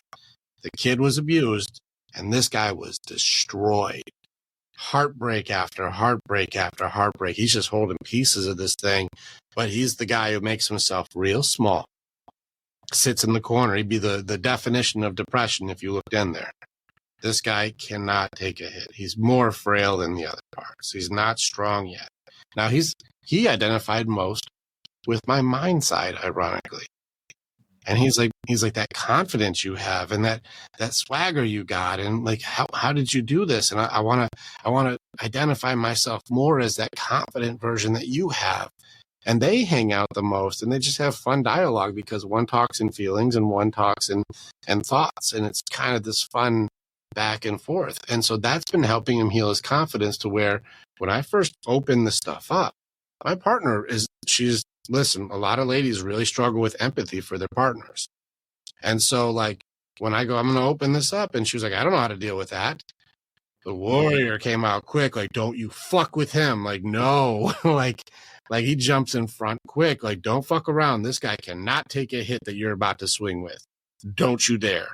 Like, and it was over the top when I was first doing this. And I was like, that was an interesting reaction because it wasn't a response. That was a security system was just kicked on. And that one who's like, you want me to kill is like, enemy detected. This is it's so aligned with what I've discovered in myself and my own inner journey. What I call this is the mother wound. Like a lot of men are working on the father side. A lot of men are working on the father side, but the mother wound, you just want to be the little boy for your mom, like growing up, right? You just want your mom to love you and give you kisses and hugs. And like, there's a part of that that can get distorted almost to the point that he's supplicant, almost to the point that he gives away his power to his mother's perspective. Oh, you're not doing it. Oh, you didn't dress properly today. Oh, you didn't. Oh, there's something wrong with me. What's it? It's very insecure. The child wound, the vulnerable child with the mother wound is very insecure, especially around women, like around the criticism of women. You can be like a leader of men, but you go home to your woman and she criticizes you and you're just like a puddle in the floor, like, ugh. And like, what is that? Well, that's an unresolved mother wound. And it is on the heart side. It's definitely on the heart side. It's a heartbreak from the disconnection from mother, the judgment from mother. Where I see this, so what you're describing and what I've seen, which is so great that we get to talk about our own inner discoveries that are coming from different perspectives, but they're the same thing. It's great, to be able to speak. And this is another thing that we have to have peers. We have to have people that are on the same journey and exploring the same thing, just to talk and just dialogue back and forth and explore. That's why it's so important to have men around who, get it, who can help clarify the more subtle levels where you're talking about the warrior coming in and brothering the inner child. That comes in the process after the child surrenders responsibility. Now, this is interesting. So the child was never meant to be given certain responsibility. It's not the right context for him to grow. So what I find is he becomes almost internally, he directs his anger towards himself if he wasn't able to protect himself, or he wasn't smart enough, or if he wasn't able to take responsibility for himself, it creates shame. There's an embarrassment. I fucked up. I wasn't able to. So what I do is I work with men and I actually walk them through almost a meditative process where I let them let go of that need to have taken care of themselves, because this is the hypermasculine hyperindependence. This is where it comes from. Hyperindependence comes from the child not having their needs properly taken care of by someone else. From 0 to 7, you should have your needs taken care of. You should not know what you need to eat. You should not be cooking your own food. These need to be anticipated by your parent. They should be anticipated. So a child's needs, here's how they show up. And this, you'll know if you're in a child's needs or not. A child's needs are externally fulfilled. So if you're like, oh, well, someone should do it for me, you're in the child's needs. That's the regressed child's need. If you're in the, well, I'm this, that person's responsible. That's the child's needs. That's how children should be. They should not be responsible for picking their food or, figuring out what they have to do for the day. Like, we should provide structure for them. And the other way that you'll know is that I'm not responsible for it. Like, it's not up to me. The child is supposed to be given a certain window of time where that's okay, where they're actually taken care of by life. If they are taken care of by life, they develop a healthy ego. They develop a healthy equilibrium relationship to their world that says, my life will take care of me. And after a certain point, when they become capable and they develop understanding, then they'll be able to take care of themselves. But they'll do it based on, I know life is taking care of me, and I am a co-creator in that process. If that was not the case, there's a part of the person that stays stunted in their nervous system. I call it like a neurological age, right? When you get triggered, you have the 3-year-old self, you have the 5-year-old, and they come on and they throw a tantrum. That's a neurological age. It's actually the age in which you got stuck neurologically. Your needs weren't met at that age. And you got stuck in being able to fulfill that. So you're going around, you developed a coping strategy to try and fulfill that need. And it's often through pleasing someone. It's not through being responsible. It's not through being at the cause. Like, for example, an adult, when they don't feel good, they're responsible for that feeling. So they have to go and ask for help, or they have to learn how to regulate that within themselves. For example, a healthy way to deal with this emotional reaction was, I was feeling really, really, something else was coming up after this healing experience. It happened for 6 months. Just things were coming up. And I felt really, really tumultuous within myself. And at one point, I understood nobody's going to anticipate what I need. I've been waiting for someone to anticipate what I need and to give it to me. I was in the child's needs. I was waiting for my dad to anticipate the feeling that I was stuck in, to say, hey, are you okay? Do you need some help? And it never happened. The doctors told them he's not going to need any work, that he's not going to remember anything. They never thought they should get me therapy or anything like that. Right? So I never had that.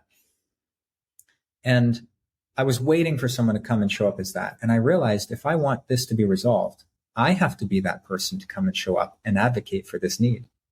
So I have this process where I get people into vulnerability and I simply ask, what did you need in that moment? And if they're connected to vulnerability and the feeling, it's so intuitive. They know exactly. I needed my dad to say, you got this, instead of berating me and attacking me and saying, you little shit, you're not going to get anywhere like that. I needed him to just say, I believe in you and you're great. And I know you're going to get through this. That's what I needed. And those words, they come so clearly, so intuitively. So what I do is I get them to give it to themselves first. I get them to actually direct that towards the feeling. And it starts to transform, right? It's like NLP. I did study NLP. I'm an NLP master. So it's an aspect of neurolinguistic programming, but creating your own intrinsic language to replace I call it a relational dynamic. Sure. In life as a child, a lot of your patterns that you play out, they're relational. They're not you. There's someone else that had a voice that you hear and you play through your head. They're a memory. We're talking belief systems now, even subconscious. Yeah. This is why they call me curse breaker, is because that's where I do most of my work. Yeah. As I get into that area and I go, what are the belief systems that you have around this? And a lot of times you have to listen to them speak because they'll say it subconsciously. Yeah. And I'll be like, you just said your belief system. Did you catch it? We have to go into awareness. Did you catch it? You are expressing a belief system. Did you make that up? Or did somebody put that in there for you? And most of the time, this came from people with good intentions. In fact, for all you parents out there, often the best intentions create some of the most gnarly curses. Yeah. And look, I say this to people because there's a lot in the relational work. There's a lot of facing the relational dynamics of parenting. There's a lot of that and breaking the generational patterns. We call it the relationship blueprint, which is how you were indoctrinated and conditioned by the relationship to your essentially your authority figures, but your caretakers, your caregivers. And that dynamic is how you care for yourself, because the first time your identity was created, it was created through your interactions with society. The second time it's created, it must be created consciously by you. If you don't want to just be a product of your environment, if you don't want to just live out a default future of your parentage, you have to get in and dismantle that blueprint, and then you have to recreate a conscious one of who you want to be. And this is the process where the warrior steps in, and he actually models the healthy behavior. He raises the child. And I'll just give an example for the people who go through this process. A lot of them report, this is not me, I don't report this, but this is what they report. They say, I feel like I emotionally matured like 20 years. Why? Because that energy that was trapped in the neurological age, when we free it, it evolves. It had the potential to evolve. It was just waiting there. It was like a little pocket of energy that was ready to transform into another neurological age and level of awareness, but it was stuck. And when we can release that, then all of a sudden there's this feeling of maturity in the body, in the nervous system. You feel more like you're in a man's body. And it's been a weird thing, because at times when you regress, you feel like you're a little kid. And I always wondered, what is that? And I understood it to be this neurological regression, that in the nervous system, there is an archetype or a personality that's become trapped in time. And if we can get there, and if we can we have to remove this idea that it is capable and fully responsible, because in most cases it wasn't. Right? That's just an armor. That's just a protective pattern. It's like, oh, yeah, I can fight the dragon. Like, no, you're a child. Like, you can't even lift the sword. Just own where you're at and be okay not having to, you know, like not having to do that. Like, I know you're scared. I know you want to fight. But the reality is you're in a child neurological state right now, and your parent, your dad or your, someone, your big brother was supposed to be there for you, and they weren't. And you felt let down. That's the reality. You got stuck feeling let down and uncared for and hurt by someone not showing up for you. And that's the emotion. That's the neurological age you're stuck in. And you're covering it up with this need to protect yourself and imagine that you're greater than you are. And that's where we have to go when I get people there and they go, oh, okay, they let down that armor of protection, that mental kind of pumping themselves up. It's the part of the ego that if it doesn't do that, we feel like we're going to die. And that's like, we got to keep ourselves out of that state. The nervous system doesn't like that, doesn't deal with that well. The life and death threat does not deal with that well. So we got to create a mental way of protecting ourselves. And that's often the case. So when we get down to the nervous system level and we're in there, we actually have to surrender responsibility. The child needs to give back responsibility to life to take care of it. And once we get into that process, then we can show up for ourselves as the responsible adult and reparent that child. And when we create kind of an integrative approach, so for example, if you got bullied on the playground and no one was there, and you went home and your parents were like, well, tough, too bad, that's life, and you felt emotionally not cared for. Now you got to deal with that emotional wound for yourself, but you also still got to deal with the bully. So you're scared because he beat the shit out of you, and you got to go back and face that situation tomorrow. So what do you do with that? Like, we have to handle, okay, I'm going to help you resolve getting beat up emotionally, the hurt, but I'm also going to teach you how to fight. So that when you go back into that situation, not only have you not been wounded by the defeat, but you've become stronger to the point that you are now triumphing in that situation. You are thriving in that situation. Now the person with a strategy and the ability to resolve the emotional state, now they feel confident and capable in their life. And I often don't see a re-traumatization occur. So we need both. We need the skill, we need the strategy, and we also need the resolution at the deep heart level. And when you do, there's actual resolution. It does not keep coming back. There's a new way of being that gets established. Dude, I found the same thing. Like, we're doing the same thing. Yeah. I found the same thing. I will train you how to go in and fight. I will teach you how this works. That has a weakness, and I'll train you how to defeat it. We do the same thing. And I'll go back in as you now, and let's see what that guy says. Yeah, exactly. Now, he's waiting to fight you in second grade. No, you go in now, and let's see if he's got something to say. I bet you he gets real busy. Yeah. He's like, I'm too big. I got to go home. Yeah, thought so. I really like that. We call that upgrading your armor.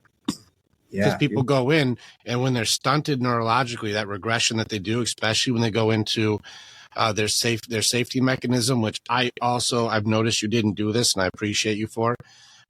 Today's modern psychology is trying to call it trauma responses, or try and call it some sort of a disorder and diagnose. And I also don't do that either, because people start to act like a trauma response instead of try to heal. They give it almost creates an excuse from an authority to not have to heal anymore, because I am the identity of a trauma response, instead of let's learn how to beat this, and then I no longer have to hold on to it. Yep. Absolutely. So I agree. I call it upgrade your armor. And so we do armor training. What kind of armor are you using? And I see these guys who are in these old medieval armors that they put together when they were 8 years old. And I'm like, you still wearing that armor from being 8, huh? I think it's duct taped together and shit. Is that a cardboard box? Like, what is that? Like it's a mess. but that's the armor they created when they were young. And you're right. But then I also said you went into the people pleasing thing. And I think that goes into personality types because it gets into the different ways that people try to cope. I call that style, which would go under fawning, which goes under bargaining or negotiating, where it gets into the over-explaining, people-pleasing, trying to control the conversation, trying to be a mediator in the middle of it and trying to make it so like, I'm good because I'll make sure you're good. They'll over-compromise or sacrifice parts of themselves so that you're okay, and they'll actually surrender who they are to somebody else's wild, unmet needs. But they're usually creating them. You said something really interesting, which is like trying to make sure other people are okay so I can be okay. Correct. Found that it's interesting. There are states in the nervous system which actually can't be okay unless you're okay. Here's an interesting discovery. So when the parents are unstable and they're causing a state of danger or threat, the child, their environment, their safety is threatened.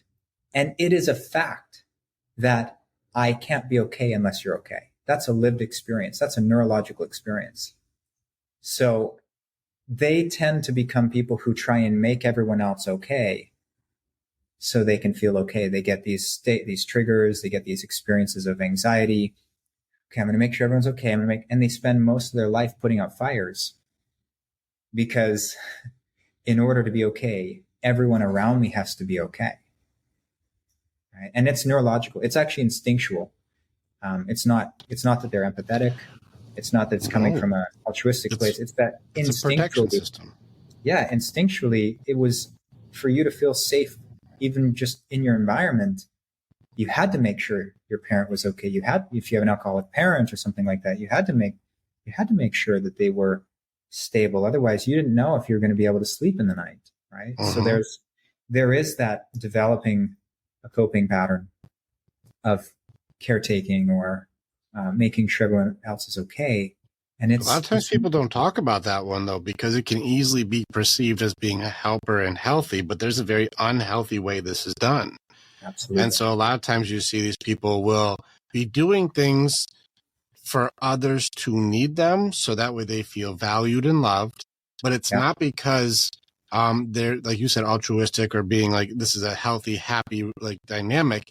It's, I need you to need me because I need you. Yes. I need to be needed so that I'm of value. Correct. And that is oftentimes misunderstood. The very simple, and people don't talk about it, I haven't seen it articulated well enough. That's why I'm writing a book on it now, is they call it fawning, but it's just such a very basic version, the way that I've seen like tons of articles written on this and the way that people explain it. It goes in like this far on how it works, but a lot of times it's just like, here's a couple sentences on it, and this is roughly how it goes. And you're like, that is like 3% of how that works. And it's not connected to the grieving system, which goes under bargaining, which starts creating alternate realities of, well, if only I do this, then this will work. And if only I can do this, then they'll be okay. And if only I have this system that I created, then this person won't be angry anymore. And if I sacrifice myself here, then they'll be okay. And they live their life through this bargaining system. And that's part of understanding that your entire coping mechanism or security system is also associated to a grief that you're not associating yourself with, because you're living in a fantasy world of creating your own reality through, if only I do this, it'll be enough. But the reality is I'm doing it because I don't feel like I'm enough. Yes. And so they don't talk about this one very much. Most common is attack style. We know what fight is. Create our own rules. The best defense is a good offense. I'll fuck you right up so I don't have to worry about fighting no more. Yeah. But what about flight? That's the suppression, hide, retreat. Yeah. That whole system. This is where people become like, the perfectionism thing that you had. That gets into the workaholics. That gets into I'm just going to push it down. I'm not going to deal with that. There's a lot of pieces of this one. This also, if you start mixing in this system of suppression, hide, retreat, and with distractions, which starts getting into some of the most common distractions, like I don't feel good with my reality. I need to feel good. Well, what comes in through your pleasure system? Well, that's distractions. Well, let's go through some pleasure things. I like to drink because that makes me numb and that feels good. Or I like to emotionally eat sweets. I want to eat sweets because sugar makes me feel good. Or I want to, I don't know, social media, binge watching, prescription drugs, shopping, video games, porn, work, and create busy work so I don't have to pay attention to my stuff right now. We can call these all fun or productive, but a lot of times there's not very much moderation in this side. And now we just found our recipe for addiction. Yay! It all came in. This is why I think denial, the retreat, hide, suppression system as your coping mechanism combined with the war with what is. I don't want to deal with my reality because it hurts too much. I want to feel good. These all come in through protection and they come in through fun, pleasure. That's why it's so nasty. And people are like, oh man, you're just weak. It's like they came in through that. Like denial shows up to the party with beer and says, I'll help you decorate. That doesn't seem like an enemy. It doesn't show up like fear, like everyone's going to get you. It doesn't show up like doubt, like this party's going to suck. It doesn't show up like excuses like, hey, man, I got this thing that's like, it should work. I hope, I'll sell it to you. And you're like, what is this? It's like mostly authentic, but it's not really real authentic. It's a knockoff. It's like, oh man, here we are. You're selling watches in your coat again. I see you, bro. Like it's one of these things where all these things are mostly true, but not really true. And they're making excuses why it's okay. It's amazing the things that we do. But that's suppression system. We know what that one, that's flight. I'm not dealing with that shit. And then freeze. I'm going to give some freeze people a little bit of, this is the surrender style. I give up. I quit. I'm not fighting anymore. Whatever you want to do. I don't want to deal with it. You win. I don't want to fight. I'm done fighting. Now, people who freeze, oftentimes people think that they're dumb. Like when you're in a conversation, they just like shut down. And they're like, oh, you're too fucking stupid to answer a question, too fucking dumb to do this. Oh, you can't fucking think right now. The studies have shown that people who freeze are actually absorbing like everything. They're not thinking nothing. They're absorbing everything and then processing all of the possibilities instantaneously. So many things happening that they can't make a quick decision because it's too much information to process. That's not stupid. That's the other side. That's too much information. That's hyper intelligent. But give them a second to process without berating and attacking, because oftentimes freeze people are usually with attack styles. Oftentimes, too, negotiators, when it goes into a toxic thing, won't let somebody talk and they just shut down. So it's interesting to watch the correlation of each one of these are part of your grieving cycles: denial, bargaining, anger, and depression. Surrender is part of the depression side. These coping mechanisms are actually associated to grief, which I like that you're like, well, that shit's stored in the body then. We go get that thing. I'll show you where that's at. That's right here, or that's right here, or that's right here. And we can get that thing right now. And then we got to watch out for which attacks: fear, excuses, like doubt, distractions. Those aren't needed to be there. They come in. So we don't have to have these here. We can fight those ones. But then some curses in your belief system, a lot of times, like you said, well, that one, you don't have to fight that one. That one, I just see you white knuckle holding on to it. That one, we just got to let go, man. I love the way that you do this, but yeah, we found the same thing. Those neurological regressions, though, a lot of times when you look at what their defense system, sometimes the people pleasing is the negotiator. Some are attack, some are surrender, and some are fight or flight. This is going to get into suppression, hide, or retreat. Usually, if you see the health of their coping mechanism or the way that they protect themselves, will give you the idea of what age they got stunted. Yeah, I use so it's a combination of timeline therapy. Obviously in NLP, there's timeline therapy, but I use priority-based muscle checking from Body Talk to know which age. And there can be a series. This is interesting. There can be chain ages, a link of ages. So I'll actually find out to the day that they were imprinted. So I'll muscle check. It's applied kinesiology. So you're actually checking kind of in using the wisdom of the body to guide the process. I'll find the location. I'll find the age. And giving them that information is like, it automatically gives their awareness the cue, and it just starts to do the work. So if you can get the neurological age in which this was imprinted, or ages, because sometimes it can be a chain, a series of times that imprinted that are correlated, or a time period. Sometimes it can be a time period. It was from this age to this age. And then it can happen in the womb as well. It can be imprinting from there that actually triggers it. It can happen genealogically. So it can be ancestrally, genetically. So there's different factors, but if you can get the location and the time that it was imprinted, you don't need to know what the situation was, right? That's what a lot of therapy looks at, the story. What is the story? Because that's recollection. Like, people don't really know what happened. What happened was in your body. What happened is there. The memory is not distorted. Your stories, when you go to try and recall the past, are heavily distorted, especially if you have trauma. Especially if you have trauma, they are incredibly distorted. That's one thing that they found. There was a study done on children who were just, for example, circumcised. This is an early childhood trauma for most men. They don't even know it's a trauma that's affecting them. But men who exhibit the feeling like, hey, there's something wrong with me, or there's something missing. There is something missing. There's a part of your body that they took off at an age where they held you down, and they did a procedure without freezing and anesthesia. And they did an MRI. This was back in the 80s when the MRI was just being kind of developed. A nurse was going to get her son circumcised. And she was friends with the doctors who were developing the MRI. And she said, I would like to see what happens during a circumcision. Anyway, I'm going to do it. So why don't we do it and put him through the MRI? So they put the child, they strapped him down like normal inside the MRI machine, but they did a baseline, and then they were scanning as they did the surgery. His limbic brain spiked, his frontal cortex spiked, like areas of fight flight were just going like crazy. He was screaming. All this stuff was happening. That lasted for at least 30 minutes. It somewhat came back to a somewhat normalized, but there were parts that were still activated. They checked him a month later. Those parts had never returned back to normal function. The study showed there was permanent alteration in brain function from this event.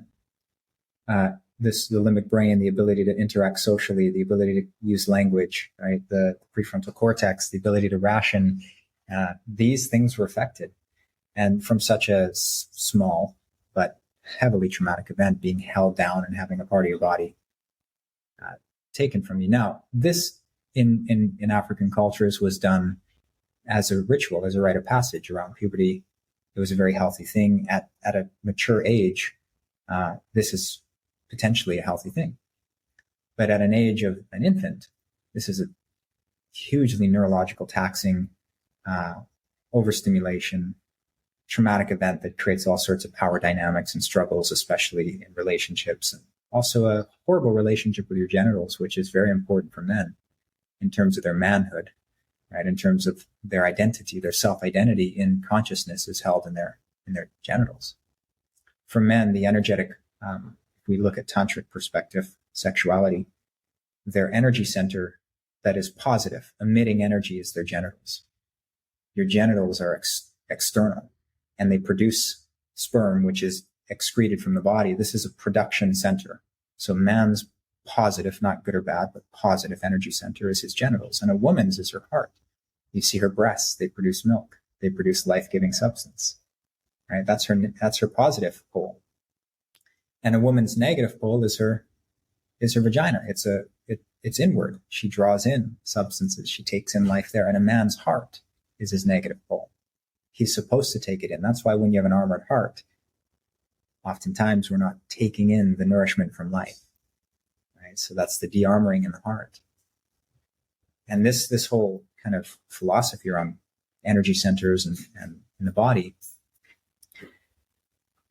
if you go through a circumcision as a boy, you don't want to occupy your positive pole. You don't want to occupy your manhood. You're dissociated from it. That's a point of pain, not a point of pleasure. So you have this natural aversion to your masculinity, to your positive pole, to the place which is connected to your life-giving substance. Like the intelligence in your genitals, your testicles produce the substance that creates a body. What an intelligence, stored in your body. And now we're not occupying that part. So we lose function, we lose consciousness function, we lose the ability to create. We lose the ability to stand tall within ourselves, right? Be erect, to be firm, right? We kind of become more fluid and more flexible. We move more on the feminine side. We embody that more. We don't necessarily gain access to our virility, right? So this can be just a simple event like that. I have worked with men who've had that be one of the main impacting moments in their life, and they didn't even know. Just like with me, the doctor said, you won't remember. You won't remember. There's nothing you have to do. Well, with the skills that I have in terms of trauma integration work, if a child was going into a circumcision, let's say the parents decided they needed to do it, if you do certain things while they're going through it or before they go through it, and if you do something shortly after, there should be no neurological effect because you can get them out of the dissociation. You can reintegrate their awareness and their nervous system to that part of the body. I used to do this work with Body Talk. Before surgeries, I would do a session. And the recovery time for the surgeries, doctors were always amazed. It was half of what the normal recovery time was. Because when your body doesn't stay in a dissociated state, in a state of shock, it actually starts to heal almost immediately. The problem is we stay in shock for prolonged periods of time and we stay dissociated. If we can resolve the shock, which is a certain process that you do with the brain, you can integrate the brain back into kind of through the corpus callosum when the brain brings itself into a state of resonance, but there's another word for it, coherence. If you can bring the brain back into coherence and you can bring the coherent brain in connection with the spot that it was dissociated from, it'll start healing almost right away. I do this with people sometimes when they have actual injuries, right? My son, he smashed his head open on the pool. We had to go and take him through surgery and everything. And I was doing this process because he was in shock. He was just doing this process. He had a huge gash here. And as soon as I started getting his brain balanced and I started linking the nerves back up, he was screaming in excruciating pain. I did it 3 times on the way to the hospital. By the time he was at the hospital, he was just totally calm, totally relaxed. He waited there calmly for 5 hours for the surgery. He came out. By that night, after the general anesthesia wore off, he was jumping on the bed, playing with a balloon. He was just like nothing had happened. But had I not done that, and his brain had stayed dissociated from that part of the body, and he was still in a state of shock, that could have taken months. We would have seen that play out over months, if not years, of him piecing together that event. But he was able to do it almost immediately because of, again, I became the person that I needed when I was that age and I went through the surgery. I had all the skills that I needed to make sure that nothing traumatic would happen to my son, which was actually me. And he went through that experience at 2.5. And this is another thing that I know as parents, we actually relive our trauma through our children at the age that they become the age that is our greatest trauma. We will start to relive that. Really? That's interesting. Yeah. What a fascinating setup. You go through so much. I got to go back through some of this a little bit. And then I want to circle back into the being able to change the systems like you did with your kid, because that's fascinating. That's amazing, by the way.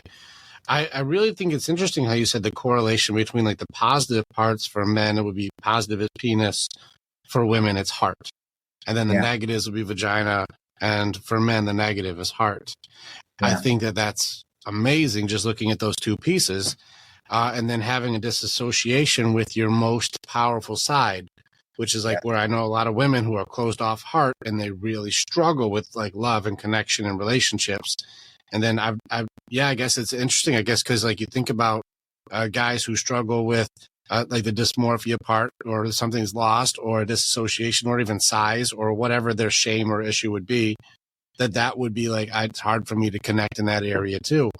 Fascinating. Like, it's neat to see that back and forth. Also, if women's strong side is heart and guys closed off side is heart, you think maybe that's why we like boobs so much? I just have theories. I just have theories on that. But yeah, I think that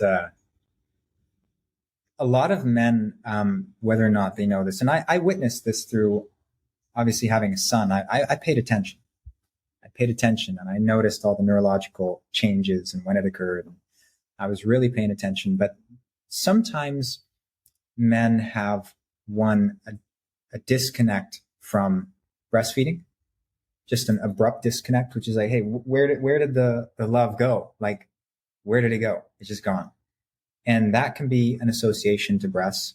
The other thing is they can be disconnected from their heart, and they're deeply seeking the nourishment and love from the feminine pole, from the feminine positive pole. They may have a mother that was harsh as well. That's definitely part of the mother wounding, a critical mother or an emotionally unavailable mother.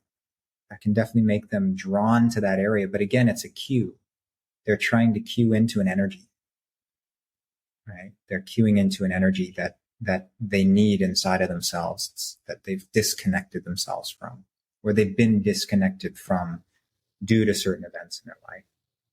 I think right now, I think we're onto something right now. So all the guys listening are like, okay, so what I should be doing is, my girl, in order to help my trauma from breastfeeding, the best case scenario is that they have to, like, hey, baby, I need more boobies. Come on, don't quit hiding these things. When we get home, it's in our best interest for you to just free them. This is, babe, come on. Kai told me that for me to heal, I need more boobies, baby. So come on. You know what's interesting as well is that a lot of women actually, they fantasize about breastfeeding their partner. And this can be something that you do with your partner. If your partner is pregnant, it can be very healing for both sides.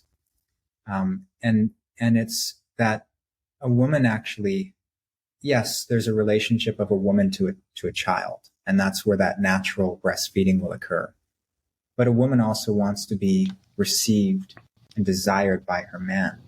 And in giving her life-giving substance and being drank by her man, she will feel that some part of her is fulfilling a higher purpose to not the child, but the man.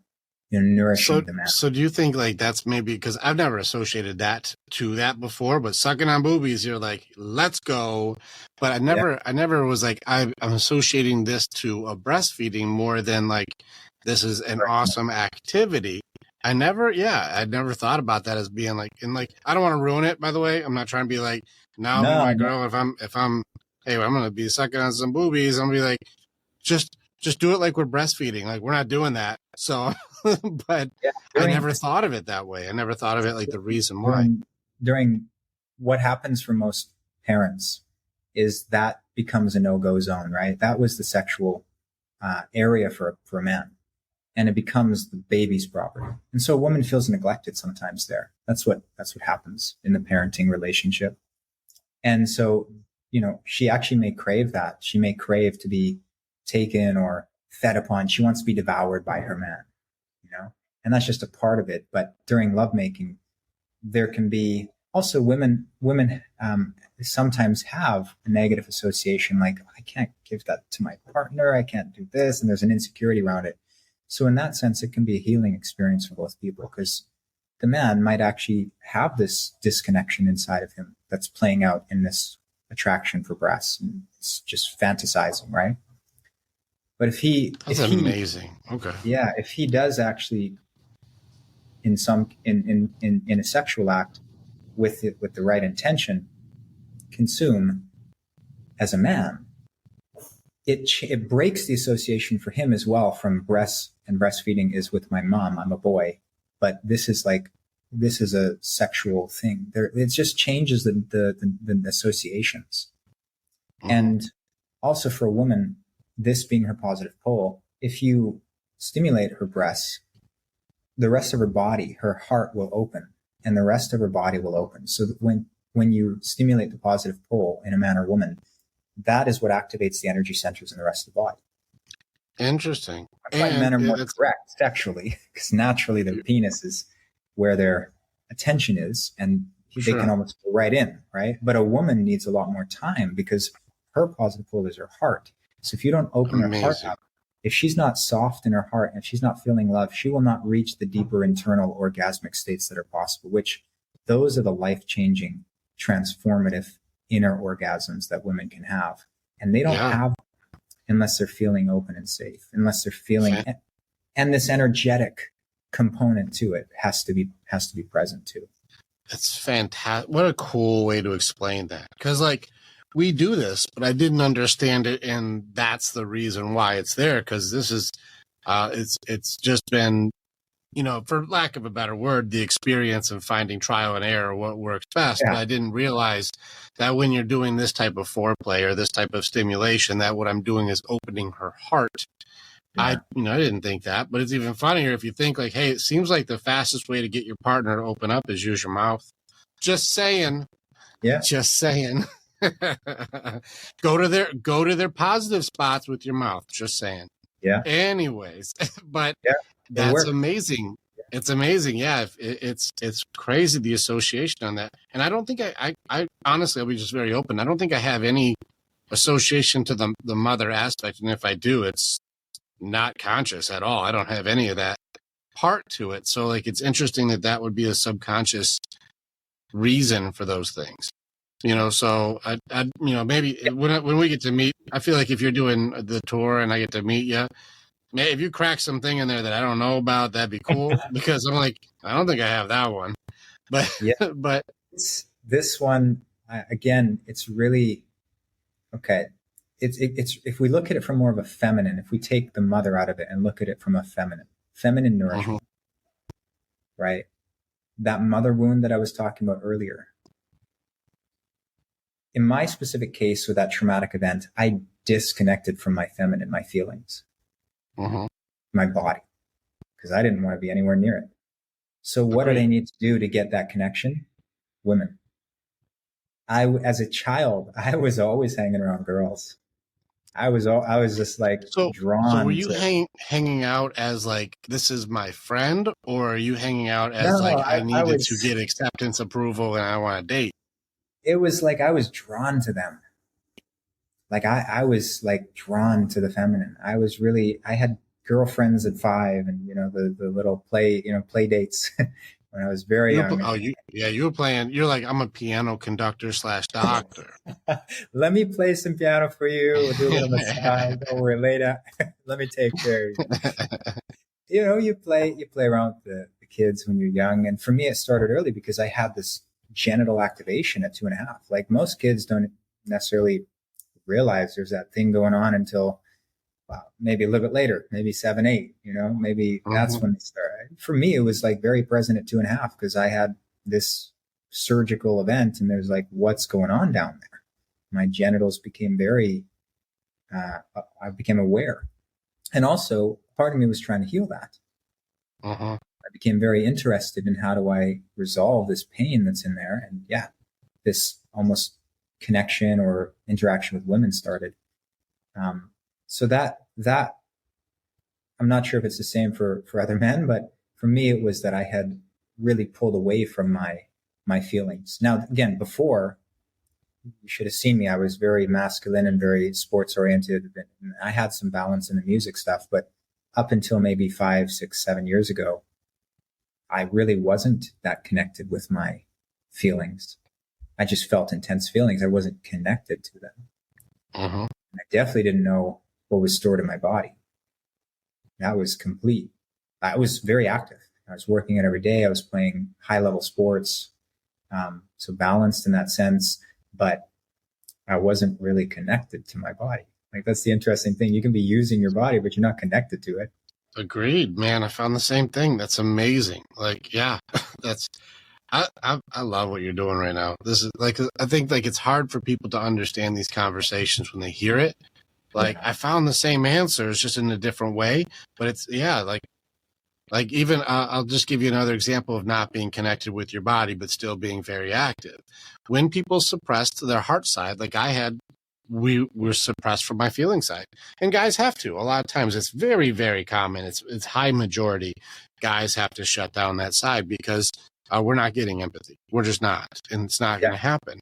And so we have to shut that part down, especially Western culture. It's there's not a lot of talk about like what's your man's feelings, like unless it's what your man is feeling so that you can have something more. Like it's just it's more of a take mentality. So guys are often especially repressed in their like nobody cares. So why should I have these? And I did the same thing where anything that was associated with a sadness or vulnerability or weakness or anything, well, that was locked away. And all of that would be converted into anger. And then anger would be amplified now, huge abundance of anger. So the Hulk was always ready. You know, if you watched Avengers, they're like, do you have to take time to change into the Hulk? He's like, that's my secret. I'm always angry, you know, and then just turns into the Hulk and punches a giant monster. So like, it's kind of like that. So the thing is I also understood that I grew up in Sparta. Like combat was just how you get the big piece of chicken. Like it didn't matter then. We would fight over everything. My family still fights. They're like, I talked to them like last week and they're like, yeah, half the family's been in fist fights this week. Like it's just regular where I grew up in is the combat was normal. Well, I understand I can't attack my pack. Nothing wrong with being a lion if somebody wants to come in the door and hurt my people. But I cannot roar, I cannot bite my own pack. It does not work. And so I oftentimes am like, okay, this system needs to be controlled. So I would go hard workouts. I would be like, we're going heavy today. I power lift with my buddy. One of my men is 26th strongest man in the world, and we'll talk workout all day. He's like, let's go as heavy as we could go, bro. But we had to try and take all of that reserve energy for anger and let the steam off. And that was but I was clever though, because I'd be like, that's motivation, and motivation equals progress. And look at my gains. Check out I got it together because it's now positive. I have a positive thing. I call it positive outlook. I don't need to be sad. What a waste of time. I could just convert that to anger, convert anger into motivation. Motivation is workout. Workout is release. And that's called progress. Check out my gains. Boom. Beat it. But the reality was, which was crazy, is once I started tapping into knowing my body side, like you said, like getting into my heart. And then I found there's a release system. Those emotions, if you don't trap them, they can go someplace and you can like, okay, let that out. I don't give a shit if you cry in the shower, tough guys. Let it out in some way, shape, or form. And what was crazy is once I started connecting with that side, I didn't have enough steam and anger to work out. And I'm like, wait a second. I want to go work out. And these workouts are like, I don't think I'm doing very much. I'll be trying to do it. I'm like, it's not really anything here I don't feel like doing it. I got no anger to push out. I'm just like, okay, I guess do some push-ups or something. Like I had there's nothing to keep the Hulk at bay. He wasn't even close because all the sadness and all the stuff that I'd repressed wasn't filtering anymore. And so I was like, okay, I have to learn to rewire my entire motivation system. Because now I have 4 outlets. I've got my body outlet, my mind outlet, my spirit outlet, and a heart outlet.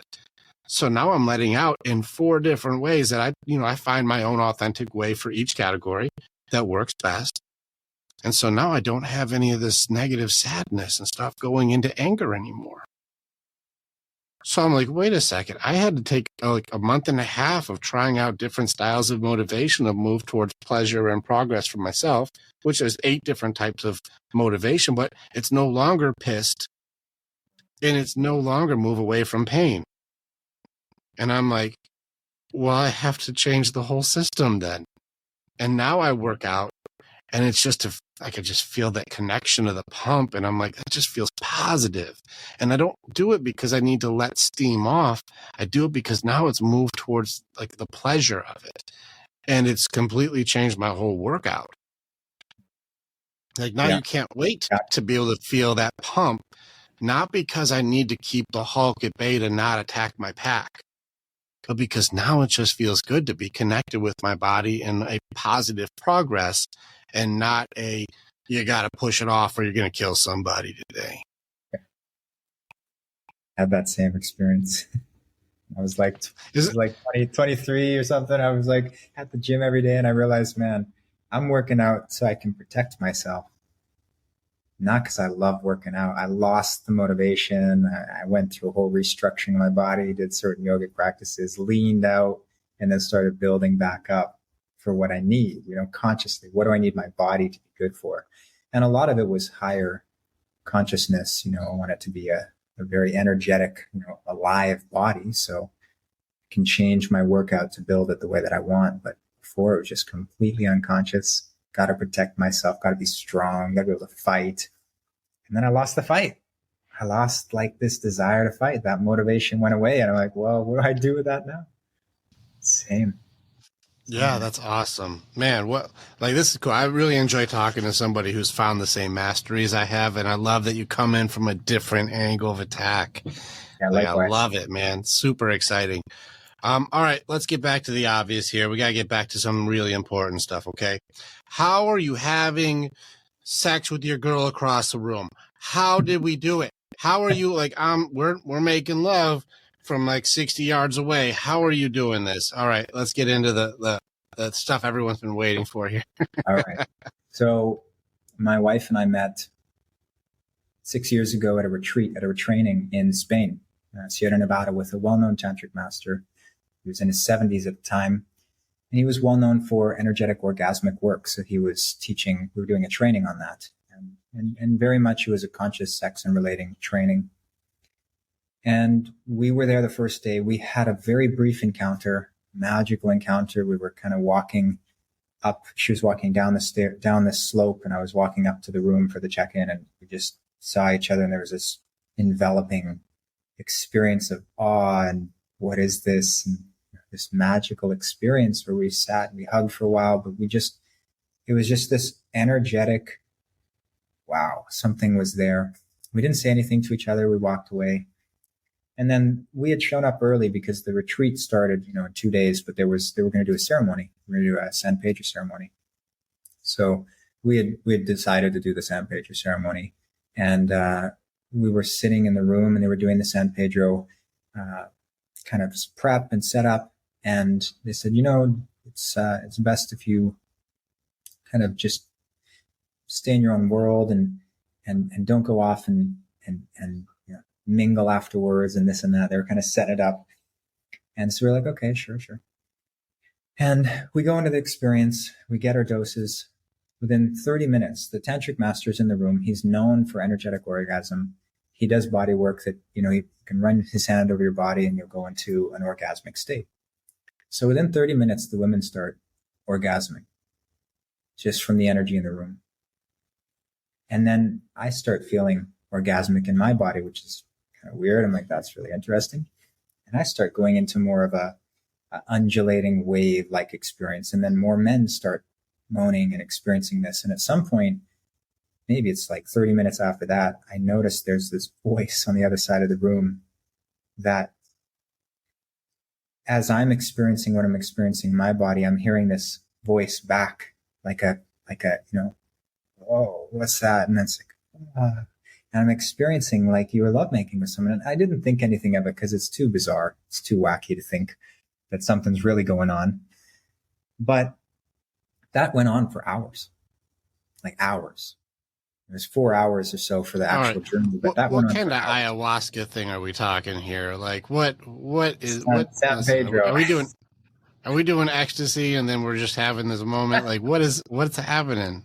Well, again, so here's the thing about plant medicine. You will experience the energy of the facilitators. This is one thing people don't know. Plant medicine is not just plant medicine. You're experiencing the context of that plant medicine of the facilitator. So if you have a facilitator who's like, we got to go in and make people puke, that's the kind of journey you're going to go on. If you have a facilitator which is like, hey, we can bring people to energetic orgasm and their orgasmic energy can heal, that's the kind of experience you're going to have. I didn't know that before this journey. I've done San Pedro before, but the facilitators are actually holding almost like an energetic scaffolding. So when you go into medicine, you're subjecting yourself to that energetic scaffolding. And hopefully those people are in a place of embodiment that is beneficial to you instead of not. I've seen a lot of bad things happen on plant medicine, re-traumatizations and worse things occur from that with facilitators who are not embodying what the person seeking the result wanted. That's another story. So I got you. All right. So you're talking about San Pedro. It's like a cactus that gives it's a toy. I've never heard of this thing before. So I'm like, okay. So it is kind of like an MDMA, but it's a plant medicine. So it seems like it would fall in this category. That's what I was wondering. Is this ecstasy? That's MDMA? Am I? Not everyone. Tell you, not everyone goes into full body orgasms with San Pedro. It was particular to the situation. You just happen to have the right energy was in the room, like that right person was there, and you didn't know that you didn't know, but you knew, but you didn't know you knew. Exactly. One of those things. Gotcha. Yeah. Well, as it was going on, we were like, okay, we're having our own journey, right? We're in our own journey, but as soon as the ceremony stops, we sit up, we open our eyes, and we are magnetized to one another. Like as soon as I open my eyes, I'm drawn to this person across the room, and she was drawn to me. We're just staring at each other. As soon as they said, "You can go," we just both stood up and walked towards each other. It was like energetic magnets. There was not a conscious process going on. We just energetically magnetic towards one another. And we did the integration circle the next day, and the tantric master said, "You guys were making love during that whole ceremony." So we didn't know that was occurring, but him watching and witnessing from the outside saw that this was going on. And so we were, it was bizarre. I was going to say, thank God that this guy gave you the pickup line, because you can't be like, "Hey, I was thinking about you the whole time," because then you're creepy. But if somebody else is like, "You two got the magic in you," you're like, "You see it too?" It was just one of us. Right. It was both of us. Luckily, it was both of us. I was thinking about you. I was like, "It's you, girl." Like, I was thinking about you. Then you're a creep. But if the dude's like, "You two, magic. Did you guys know?" And like, "Yeah, I guess we did." And then it's way better. Thank you. Thank you. San Pedro cactus energy, make you orgasm, super fingers, because that's awesome. Here's the thing. 40 people in the room, 20 women, 20 men. We were the only people who had that. So that's crazy, man. So here's the thing. That's our signature. Somehow energetically, we were matched. Soulmate. We were matched. That's like soulmate stuff. You guys felt it right away. Yeah. And that just happened to be the ceremony. Like we were in that space for 3 weeks. That's our initiation. That's the foundation of our relationship. We didn't know each other's names before that happened. So we have this path that we call a path of devotion and love, which is a spiritually oriented and sexually integrated path for couples that it's our signature. It's not that we tried, we didn't wake up one day and go, "Oh, we would like to, be sexually magnetized to one another and spiritually oriented in our relationship." No, it was just the signature of our relationship. We came to discover that this was our path. We were given a path and we were available to it, and we stepped into it together. And that became a shared purpose. That became something that we both are bringing to this world. Again, I'll share the purpose. The main purpose is to preserve the innocence of children. That's the outcome. If you can create healthy couples that have a high level of devotion and sacredness and reverence for one another, that creates the right environment for children to thrive. So you handle, raising children just with that. You don't have to get a lot more in depth. If you're in love and they're bathing in that love, they thrive. That's awesome. That's the one aspect. But the other thing is, if you understand also, how to create that healthy dynamic consciously, then you model the behaviors needed for that child to be successful in their relationships. And then a lot of the stuff is set out for them. But in terms of the work with couples, what we see is a lot of them are struggling around sexuality. They want something more for their relationship. They don't know how. One partner wants sexuality. The other is kind of pursuing spirituality. And if you merge the two, if you can find spiritual experiences through sexuality, this is the tantric path. Yeah. Typically one or the other will be more sexual, right? One partner is typically more sexual. And if it's the man, sometimes they'll be more physical. So the woman will be missing something emotional, and it should be missing a deeper fulfillment. If it's the other way around, and the man is avoidant of sex, he may be, again, more in his, stuck in that feminine retraction in his own body. He may not be feeling his manhood. He may not be feeling his virility. And the woman is desiring sex. But either way, that's a great connection point for people. And if you learn to experience a spiritual experience through that, then you guys can come together as two people who are on a spiritual path, and you can energize your spirituality with your sexual energy, which is pure life force. That's amazing. It's a totally different answer too, because I know a lot of people who are in unhealthy relationships where they've been mind fucking each other for a long time. They're not doing it this way. Your way is way better. That's more fun. You're just fucking their head up at this point.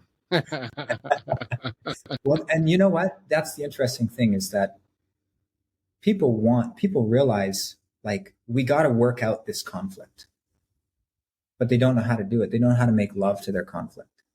They don't know how to take their conflict and transform it into love. And that's what tantric is. We're not typically, we don't associate ourselves with tantra because that has a really bad associations. We come from those teachings, and we have integrated those understandings of masculine and feminine polarity, and how we can use those to create energy and create spiritual energy.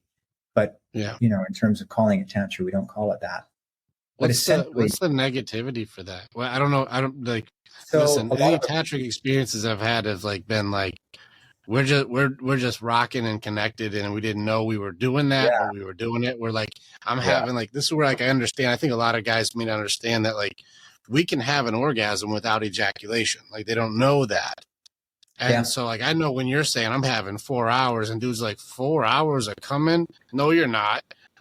No, it wasn't that I'm not ejaculating for 4 hours like a fire fucking hose. No, you can still have that release without coming all over the place. So we've done that. When that energy releases through the genitals, if you learn to direct it up the spine, it just keeps circulating. It becomes like a wave, and it just circulates and undulates, and it can last for hours. You can be in that state. My wife and I, again, because we have this energetic polarity, we can hug and be in an orgasmic state just because the energy is ripe. There's a polarity, right? If you have a positive pole of a battery and a negative pole and they connect, there's a circuit of energy that amplifies.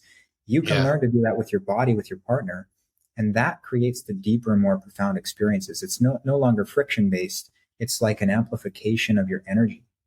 And when you're experiencing that, you can amplify that energy to a much higher vibration and frequency, and that becomes a spiritual experience. Tantra itself, a lot of it gets a bad rap because of the people who are doing Tantra. There's a lot of abuse of power, and in the workshops we don't do anything unclothed. We don't do anything tantric. We're not messing around with people's energy. We're teaching them how to access their own energy in their own body through different embodiment practices. And so the transformation happens from within them, not from us being a master of energy and this and that. There's a lot of acquiescing power in those dynamics that we prefer not to get involved in. All right. Talk to me as somebody that Tantra is not my style. That's not my practice. So I'm we've done this, but not through I didn't San Pedro. I'm not on any medication. Now we did have some psilocybin runs that turned into the hours of, but there's a lot of friction also. So don't get me mixed up. There was a lot of things happening here. And so, those things happen too. But so I know that there's ways to do that. I also know you can physically train your body to understand the PC muscle and how you're able to control those contractions and things. There's tactics. I've known that. Yeah. But to say I don't know what the you said power dynamic is. This from teachers who are Yeah. I'm the boss, and so I'm going to do tantric stuff to people. I don't honestly know what you're talking about. So what do you mean by that? In the tantric world, you see a lot of sexual abuse just because people are in a very vulnerable state. You're going to someone to teach around sexuality, and that person ends up either sexually assaulting them or abusing them or doing something to them. So we're not really doing that. That's a different world. But what we do is we teach people how to access their positive poles or their energy through embodiment practices and through polarization practices. So if a man is in his positive pole, if he's occupying his genitals and a woman is occupying her heart, there's this attraction, an energetic desire that it gets created. You know the honeymoon phase. You know how good that feels in the beginning. There's that attraction.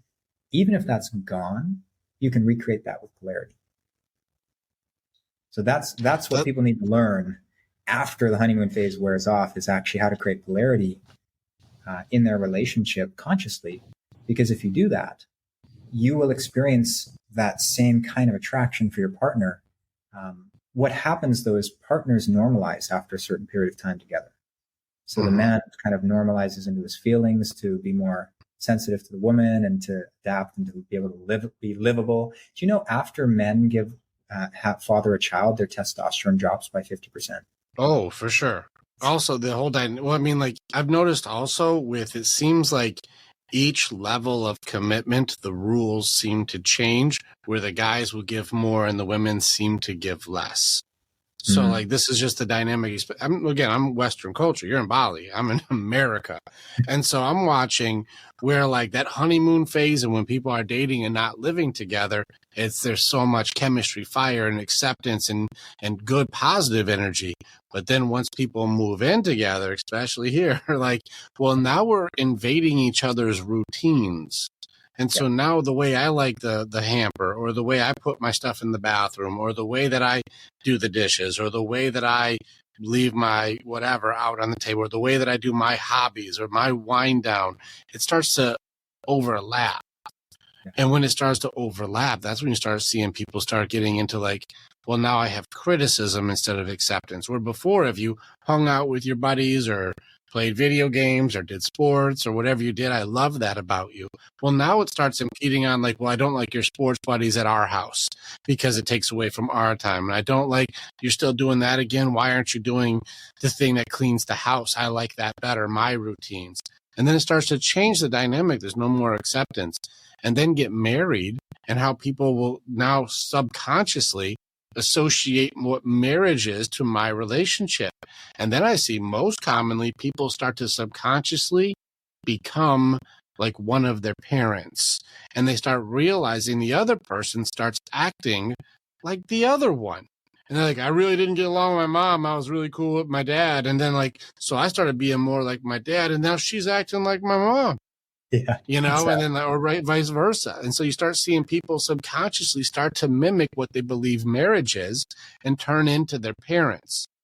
Yeah. And then throw a child on that. Yeah. Well, now the whole entire dynamic changes. But with each level that the guy gives more commitment, it seems like the woman seems to retract less attention, less love, less acceptance. And that's just what I noticed pattern-wise. So it seems like the more a man gives, the less he'll receive, and the more a woman receives, the less that she'll give. Yeah. Yeah, we have processes that help people consciously create, because what you're talking about, what we call it is the relationship blueprint, the default. Like after honeymoon phase wears off, your default conditioning will flare up. And unless you know how to reprogram that, 90 to 95% of your interactions will be unconscious enactments of that default. And so we need to consciously create a way of being, a shared vision for one, but a way of being who we're clear of who we are in the relationship, and our partner's clear of who they are and what we're creating together, as well as what the individual daily responsibilities are to show up and create that. If you don't have a shared vision with your partner, likely you're just going to play out the dynamic of the default. You're going to reenact your parents' dynamic unconsciously. And there's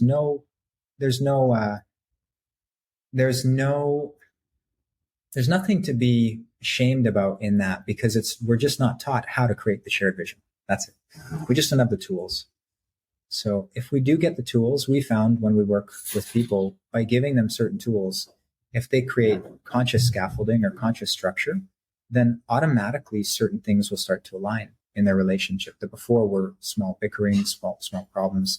The shared vision resolves a lot of it. Yeah, it's pretty awesome. Yeah, and like I love the way you explain that, because like we do a little work in this area, but I love hearing an expert in that area go like, no, there's a thing there, because I catch the patterns, like you said, I see the patterns, and then it gets into the shame system. It's like, why am I supposed to do all this? Like I've got a feminine coach coming in tomorrow. Who'll be live with us tomorrow, and that's Miriam Belcher, and she gets into the same thing where like the women come in with this real negative energy, and they're wondering why the guys aren't coming in with positive energy. But it does seem like if a woman has a negative positive source, it also affects the guy's positive source. So like the guy's like, I don't want to make love with you right now. You're fucking mean. Like you're nagging and complaining and bitching, and somehow I'm supposed to like be attracted to you, but you're not even fun to be around anymore. And we're like, well, why would I have to be fun when you don't do this and don't do this and don't do this? It's like this endless loop of like, it seems like there's no appreciation, and that lack of appreciation, lack of praise, lack of encouragement makes a guy go, why would I want to give you more safety, security, and all this stuff when you're just cruel about it? It's a really negative system that it seems like. Spiral is that both people are in their negative self, and honestly, what I've noticed again is having that vision.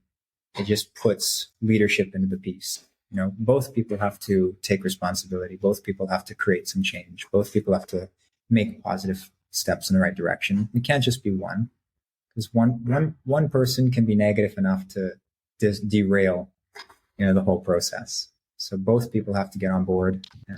And I think you've probably noticed that too. We see it in the work. In a relationship, two people have to be showing up to do the work. Otherwise, it's not going to work. Yeah. Speaking of doing work, is your wife cooking or something? Yeah, she's I'm like, there's some banging going on. I'm like, what are we having for dinner right now? What is happening? Yeah, she's off there making some food right now. But I know that you're. I'm actually really excited. I'm gonna start shutting this down just because like this, I could probably talk with you for like 9 more hours and be entertained.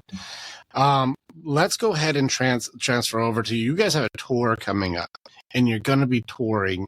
And if people are like, okay, this dude sounds awesome, and I gotta go to his thing, and I gotta find out who this guy is.